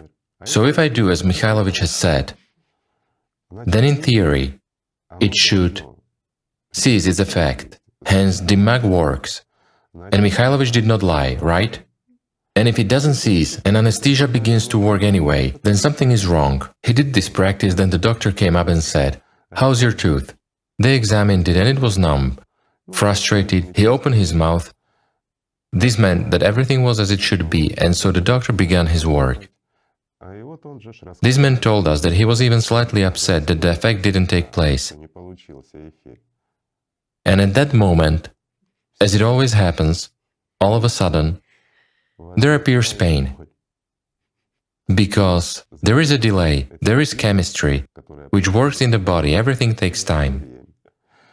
So he had a tooth opened, and the doctor was freely poking around his nerve. And here came a pain shock, as he wrote, "I almost got a pain shock." The doctor, as he said, was also sweating, scared. Why did the pain return? He gave him additional injections, yet the pain, as he described, was getting even more acute. In short, both the doctor and the patient were in shock, as he told us. The doctor said, "The tooth is open, everything is gouged out, we have to work on it, bear with me, we have no other options. Otherwise we will have to do general anesthesia," but he was afraid that Dimag did work, and general anesthesia would not help either, whereas he had already been injected with quite a lot of chemicals, which wasn't good for health either. Forgive me for laughing, I feel sorry for my colleague. I'm not laughing at the patient, I just imagine how the poor doctor makes the decision. And how he didn't know what to do with him. After all, the patient didn't tell him that he had been playing around. He simply let him guessing, and so he described as he was standing on the back of his head and heels, while the doctor quickly tormented him and the like. Then he sent him home and prescribed a painkiller. So he was writing an email to me already in the morning. He didn't sleep all night, he had severe pains because the painkiller didn't work.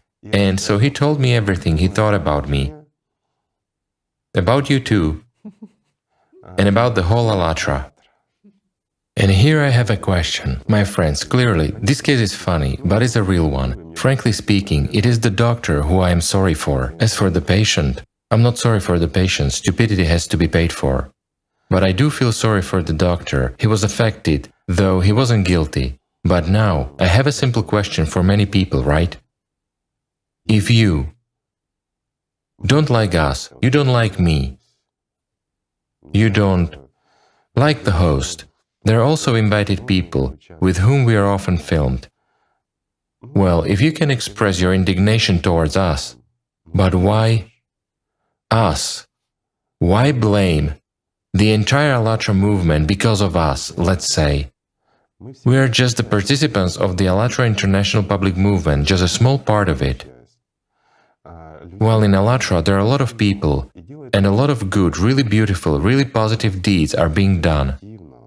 Well, mind you, people in their spare time do a lot of good for other people. After all, what does consciousness say? Well, consciousness says you've got to do bad things to people, and people are able to spend time on doing something bad and wicked. But in order to do good to people, one should step over a demon in the head. And it's hard. See, for those who scold us, it is actually simple. They have easily thrown mud at others, haven't they? Why? Because when finding himself in or running across such community, a person feels like a black crow among white swans. And this crow starts doing anything in order to sort of make them grayer somehow, in order not to stand out so much. But instead of becoming a swan himself, but this is difficult, it's simpler, like consciousness says, to smudge them. Guys, smudge me, smudge them, they will forgive you. But don't take the movement, there are really a lot of people who do a lot of good. Forgive me for such digression, but I've just thought of this. Dentist patient, and unwittingly recalled what he wrote. Well, he mentioned not only me, but also the whole movement. But what does the movement have to do with it? Was it anyone else who told him about it? Well, pardon me, in an impulse of altruism, shared with people. And I could share other things as well, but now you understand why sometimes it's better to keep silent. Because demons in the head begin to mix everything up, and force people to use a good thing, not where it's needed, and get a negative effect. And afterwards they immediately start to accuse. It was they who instigated you to do a stupid thing. You did this stupid thing, finance it with your attention and your actions. And later it is they who accuse the third, let's say, parties that have nothing to do with this at all, in this case. Yes. Well, such a curious thing happened. So pardon me, friends, but get the information of that very sleeper and how it works somewhere from other sources. Yes. Even those who stand up for the Allatra movement, They get it hot too, yes, of course. It turns out they get it hot too. Those who aren't even the participants just see the genuine strive of people, feel it. Good people, there are good people everywhere, and there are a lot of them, indeed. If a person is with an open soul, he looks at and perceives the whole world the way it is, without twisting and dictation of demons in his head. Surely he sees how beautiful Allatra is and how much good is being done. Of course, they perceive it, but those who are ruled by little imps, for them Allatra, well, it's like a candle burning in one's eye. That's why they try to blow it out, or spit at it so that it goes out. Yes. Yes. There is also a question that is asked precisely by those who are against Allatra. What does this give you? What did you get there? Oh yes, right, yes, that is also a good question, right. They say, so you are in Allatra, what did you get? What did this give you? Again, the material and the profit. This is exactly the answer to why people go and strive for magic. And while going into religion, they want to get something. And why? Such a synthesis of religion with magic occurred. On the one hand, they are telling the truth, one mustn't do magic, and on the other hand, they immediately justify it in every possible way, that it is in accordance with the will of God, from God. This is holy, this is not magic, this is the blessing of God, and they immediately push and impose that very magic. Well, that's the answer. Yes, consciousness will hardly like a perspective that you won't be given anything there, that you will only be helping people from your sincere impulse, meaning the awareness of this, yes. And feel great happiness from this. Well, yes, right. If looking from the perspective of, let's say, a person who lives under the dictatorship of the beast in his head, right? That means you go to an organization where in your spare time you have to do a lot of good, spend your funds and time in order to explain something to someone, to tell them and raise urgent issues, and nobody pays you anything for this. Moreover, it is you who spends, right? Well, what kind of organization is that? It turns out to be a wrong organization from Satan's perspective. Well, thank God there are those who understand this. Thank God. And thank you, friends, that there are many of you, of those who really understand, feel, and live by God's love. Exactly for this, Allatra is needed. The entire movement is needed, so that the number of us, of free people, grows. That's the meaning of humanity, and that's the mission of a human being. Everyone says, a human has come to this world, he has some task, he has to do something, a mission. The mission of all of us is to become alive. However, to become a subpersonality, to become dead, cannot be a human's mission. Well, can this be right? So the task of those very people who have gained at least a little understanding, who at least started to feel something, is precisely to share this with others, so that it becomes bigger, so that this world changes, so as to return Eden here. After all, it is all in our hands, my friends. We can do everything if we want to.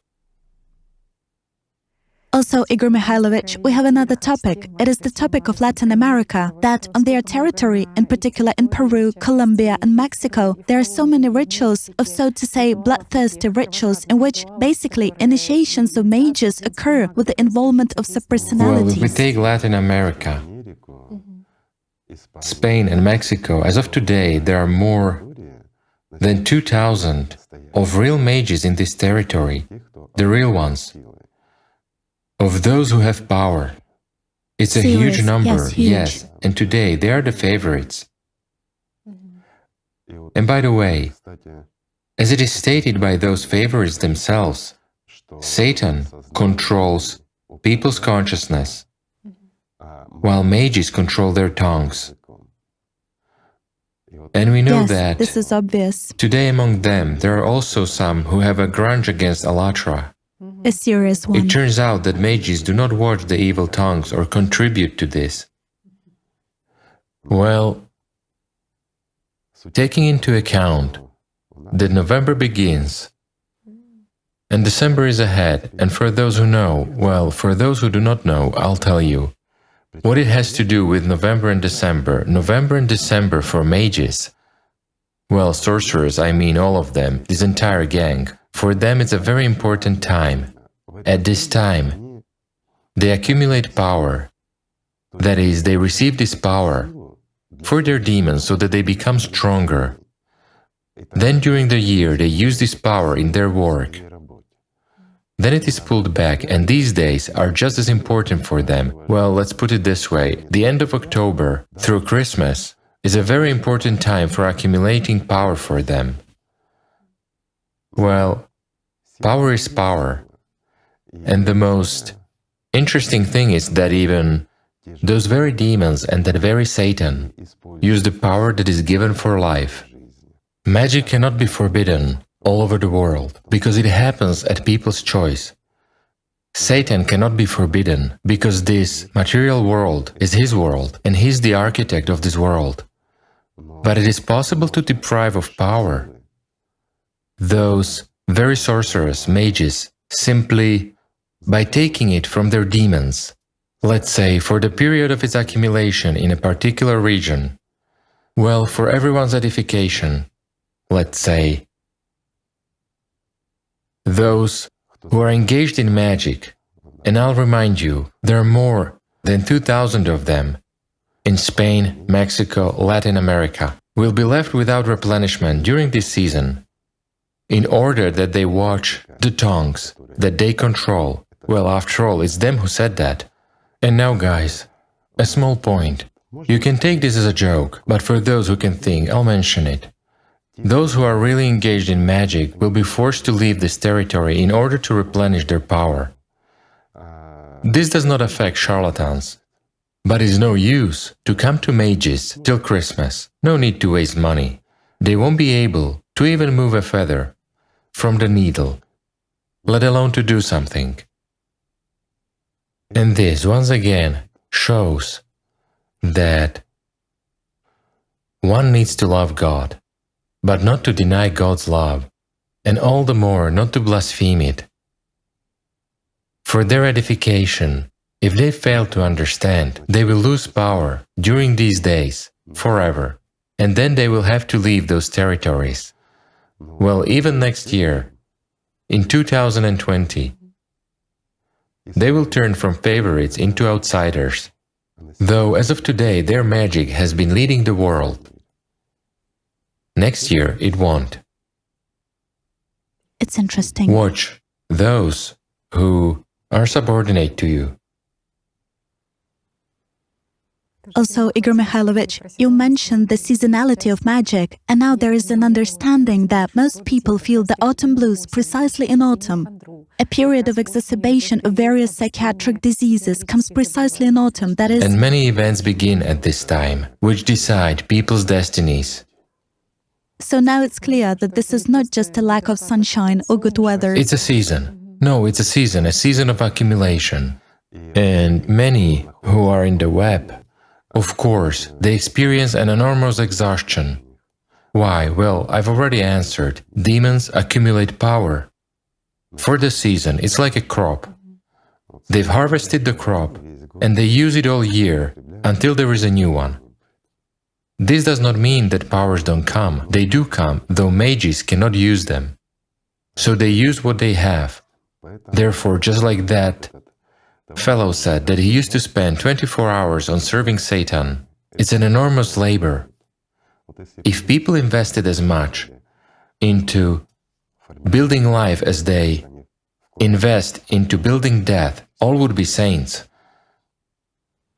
Igor Mikhailovich, also touching upon the topic, we've just touched upon this very region, and it is sort of a leader in various attributes, various amulets, rituals. So people ask the following question: do various attributes, a person's affiliation to a certain order, or to various trends, movements, religious denominations with usage of signs and symbols give any kind of power to people or not? Meaning what they wear as insignia, right? Yes. Does it have any kind of power? Guys, this doesn't have any power. Plainly. The power of the human, the real power of the human, lies in his attention.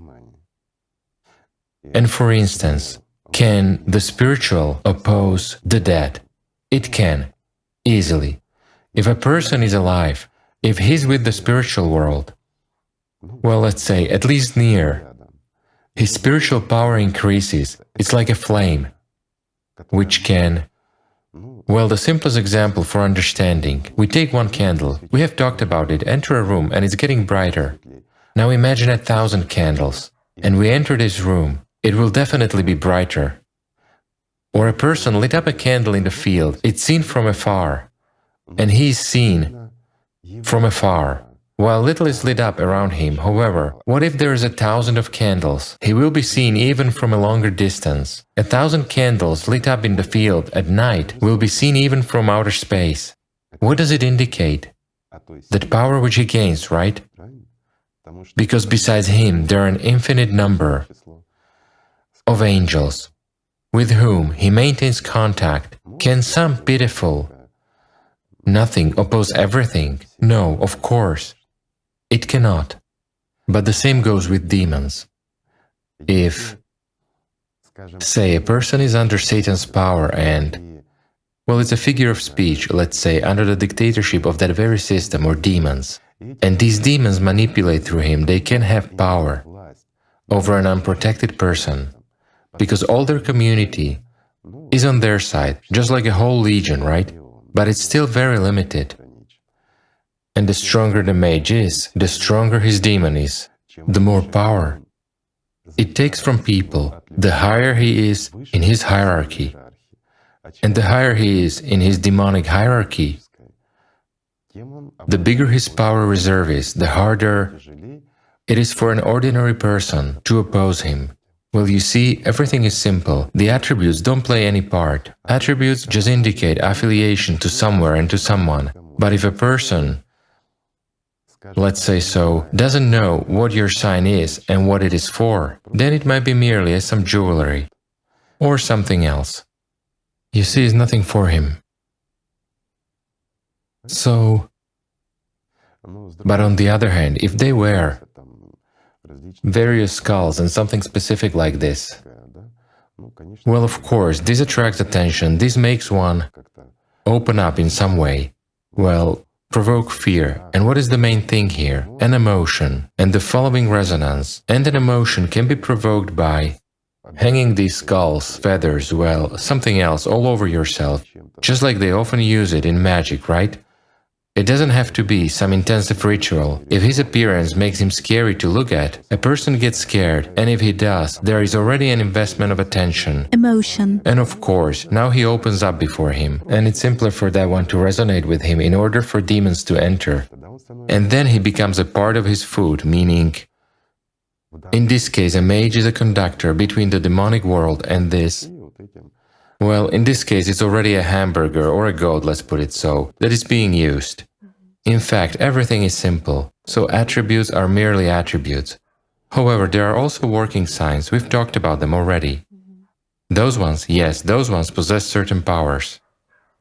Igor Mikhailovich, you've also mentioned that the system's influence is precisely 6 dimensions, and that there are those who work in the 6th dimension, like black mages. Mages, of course there are. But are there also... They contribute to exactly changing of events at the level where these events originate. Well, this is... And is there anyone at that level who opposes them in causing these events and counteracts them? You mean among people? Well, there are, of course, but it would be desirable if there were more of them. There are few of them in comparison. With that legion, one would say it's nothing. And such question was also asked regarding whether signs have a sound. meaning there are working signs. Do they have sounding? Everything that falls into a resonance has a sound, meaning any resonance is an audible or inaudible sound of some sort. And that's why surely there is sounding. Well, let's recall those very chladny figures, right? Well, those that are formed by sound, well, these are all the same effects.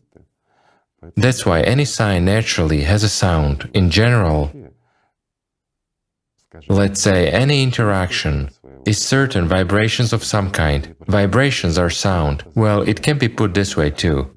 It's just that there is a sound which we aren't able to perceive or hear. However, the whole universe is nothing else but a sound. And there is the sound which has created matter and can control it if we consider this from the highest possible perspective. Yes, besides various religions which are spreading now at lightning speed, such as Santa Muerte, there is also a religion of Buddhism, which is getting popularity now too, and at this moment its adherents are estimated to be 50 million people around the world. These are adherents, but once Voodooism as magic, they used to be the leaders.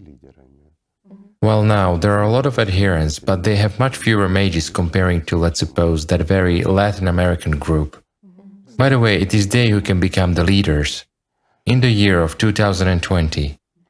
Yes, so they also considered power that, well, their main deity is Ouroboros.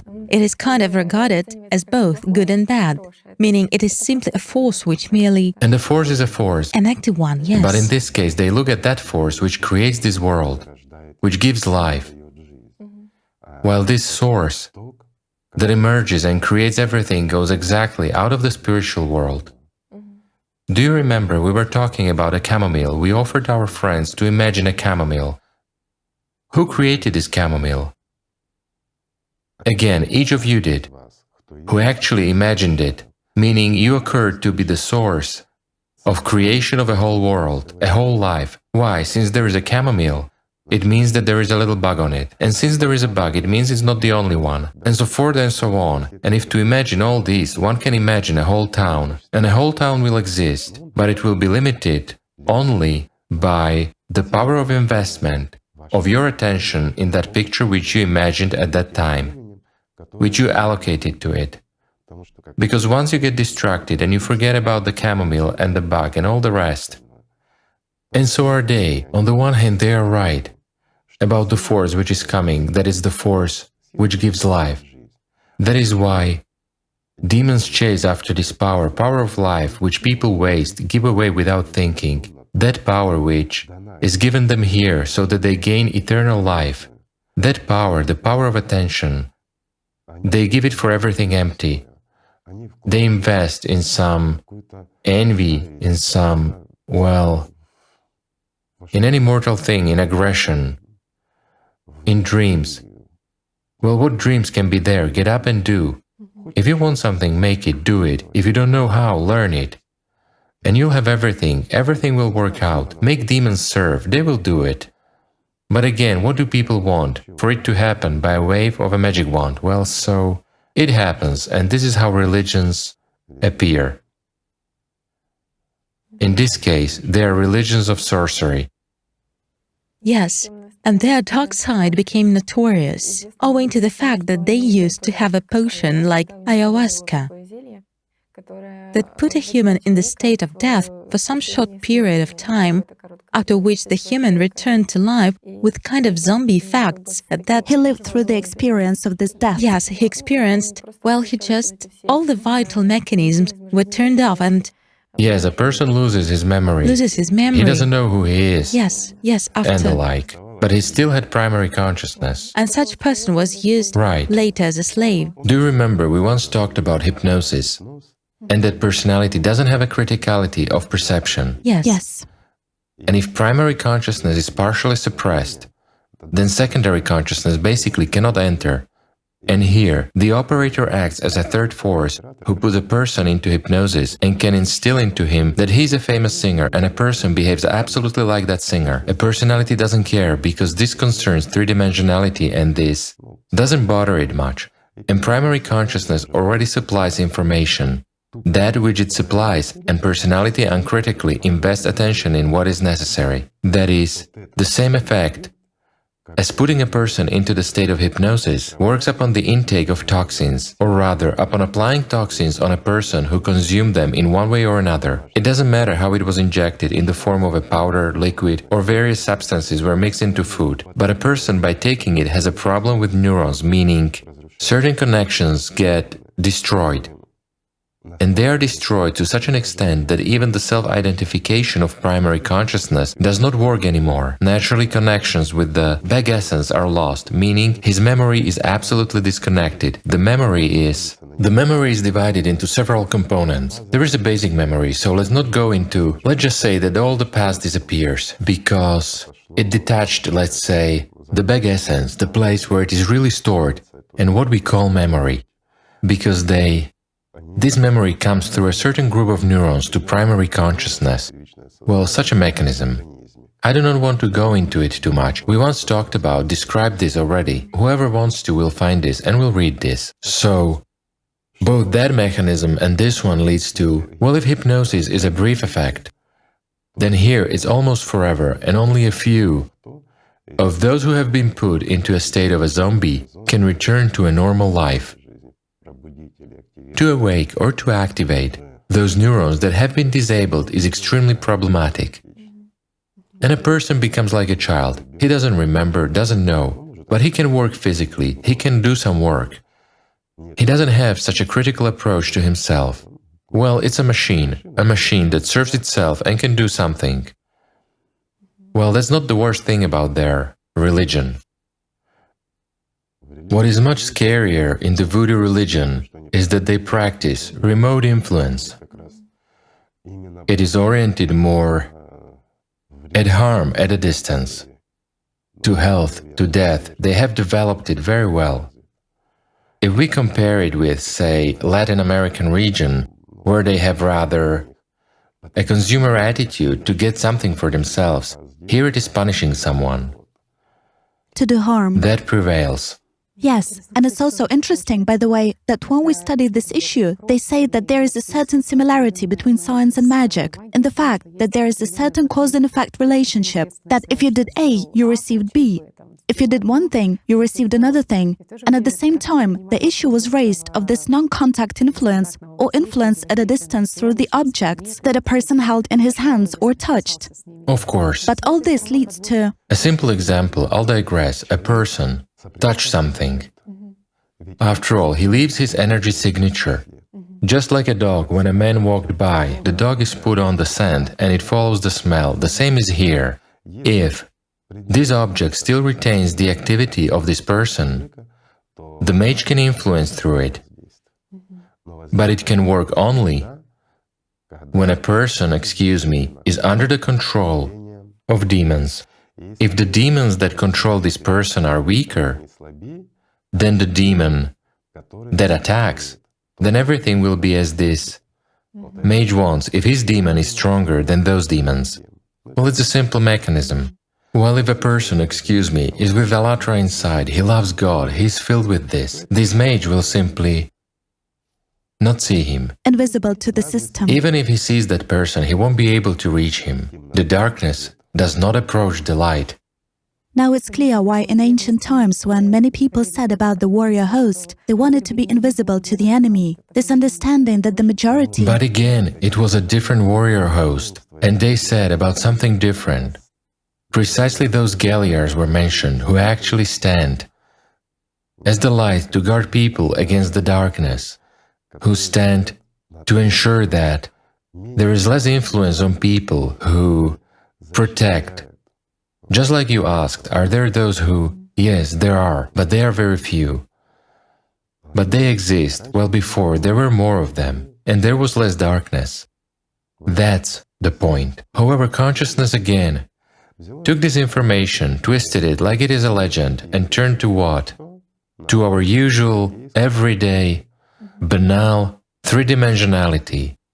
And here a person wants to become invisible for his three-dimensional enemy. Well, and everything is being done for this. Yes. And again, he turns to magic. However, does this happen? It does. In the previous program, we mentioned That very Chikatilo when, excuse me, he killed a person, people passed by and didn't actually see him.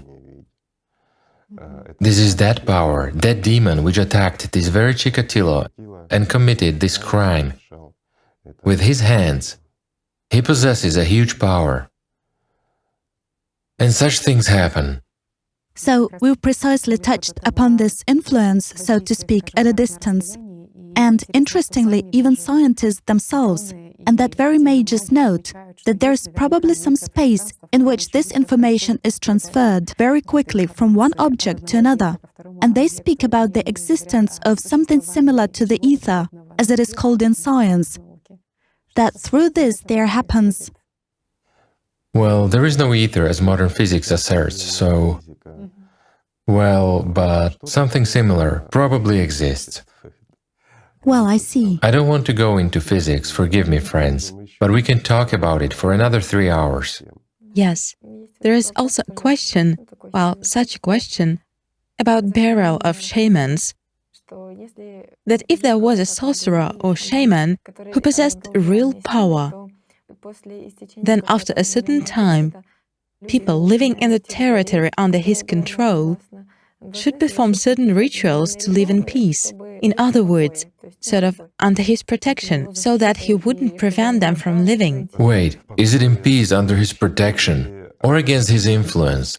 They want him not to do bad things to them, but to do good things to them. So they will have to... Yes, to bury him or to implement some other... They must remember his image and his name. Yes. First of all, and to think of him at least on some holidays. To comfort him somehow. Yes, as a subpersonality, he won't be able any longer to do anything, but the demon who ruled him remains connected to subpersonality. And yet he will still receive the payment that people give him, meaning the demon will benefit anyway. They also touched upon the topic of subpersonality. In particular, there is a ritual of Santeria in Latin countries where, when initiating, say, a new young mage, they resort to such actions when they come to the cemetery, choose a certain dead man, and he should be the most vicious rapist, the most vicious criminal, violator and criminal, yes. They bury clothes there. It turns out that people want to pull the chestnuts out of the fire, so to speak, yes, that is... With the hands of a dead man. With the hands of a dead man, yes, so that he performs. Well, here, they're using cunning already. Well, in fact, these are empty rituals that really... say, can they shock a person? They can. And they do shock. They impress. Well, just imagine. First, this dead man must be dug up. Secondly, there is a decomposing body next to you. You enter this magic and you realize it's death. And there's a dead body next to you. Well, understanding of this death is inevitable. And there are also spells plus the ritual itself. Making a potion, well... You left it unsaid, but in general they used and keep using juices that are secreted from the body. Well, in general, this rotting body, these toxins, everything, it all mixes up, well, to be honest, it's proportioned, and they immediately use other substances, plants and the like, which disinfect, let's put it so. It's good that they do at least this. Still, a person should consume it, well, of course, it will be harmless because... Other substances neutralize poisons that are secreted from the dead body, but nevertheless, however disgusting it all is, but a person goes for it. Stepping over everything, seeing death and understanding who he will be to gain this power. This is one of the tests they have. Well, it's just one of the tests. Well, there are actually a lot of them. There's plunge into magic and these rituals. They are each one funnier than the last. Well, imagine how much one has to thirst for this secret power to go through all this. It's all empty. Well, a human has played with it for 20, 30, 50 years, but he will still be a subpersonality. It is empty anyway, after all, you won't take anything with you. Yes. What is the point? Oh, Igor Mikhailovich, the topic we have today was, let's say, a little bit viscous and difficult. And I just want to say thank you very much. Well, magic is always magic. That, despite the fact that the topic is like this, you still brought so much understanding, so much depth, sincerity. Well, God willing for people's benefit. So, my friends, Excuse us, but we would like to finish with this magic, this devilry. We had a program about the ninth circle, now the program about magic. Well, my heart is sort of not in these topics, as people say. Let it be questions about something spiritual, something beautiful. Well, something we want to talk about. Something that makes us want to live. Well, this is all empty, this is all material. Anyway, any power, any magic, all this is the games of consciousness, it's all an illusion. Everything passes, and this will pass, and all the more, friends, let's live in love with each other, so that it never goes away. Let's live in friendship and love. Thank you for being with us and bearing with us till the end of the program. Thank you, Igor Mikhailovich. There was such an enormous depth today. Thank you. Thank you. Thank you. Thank you, my friends, for being with us.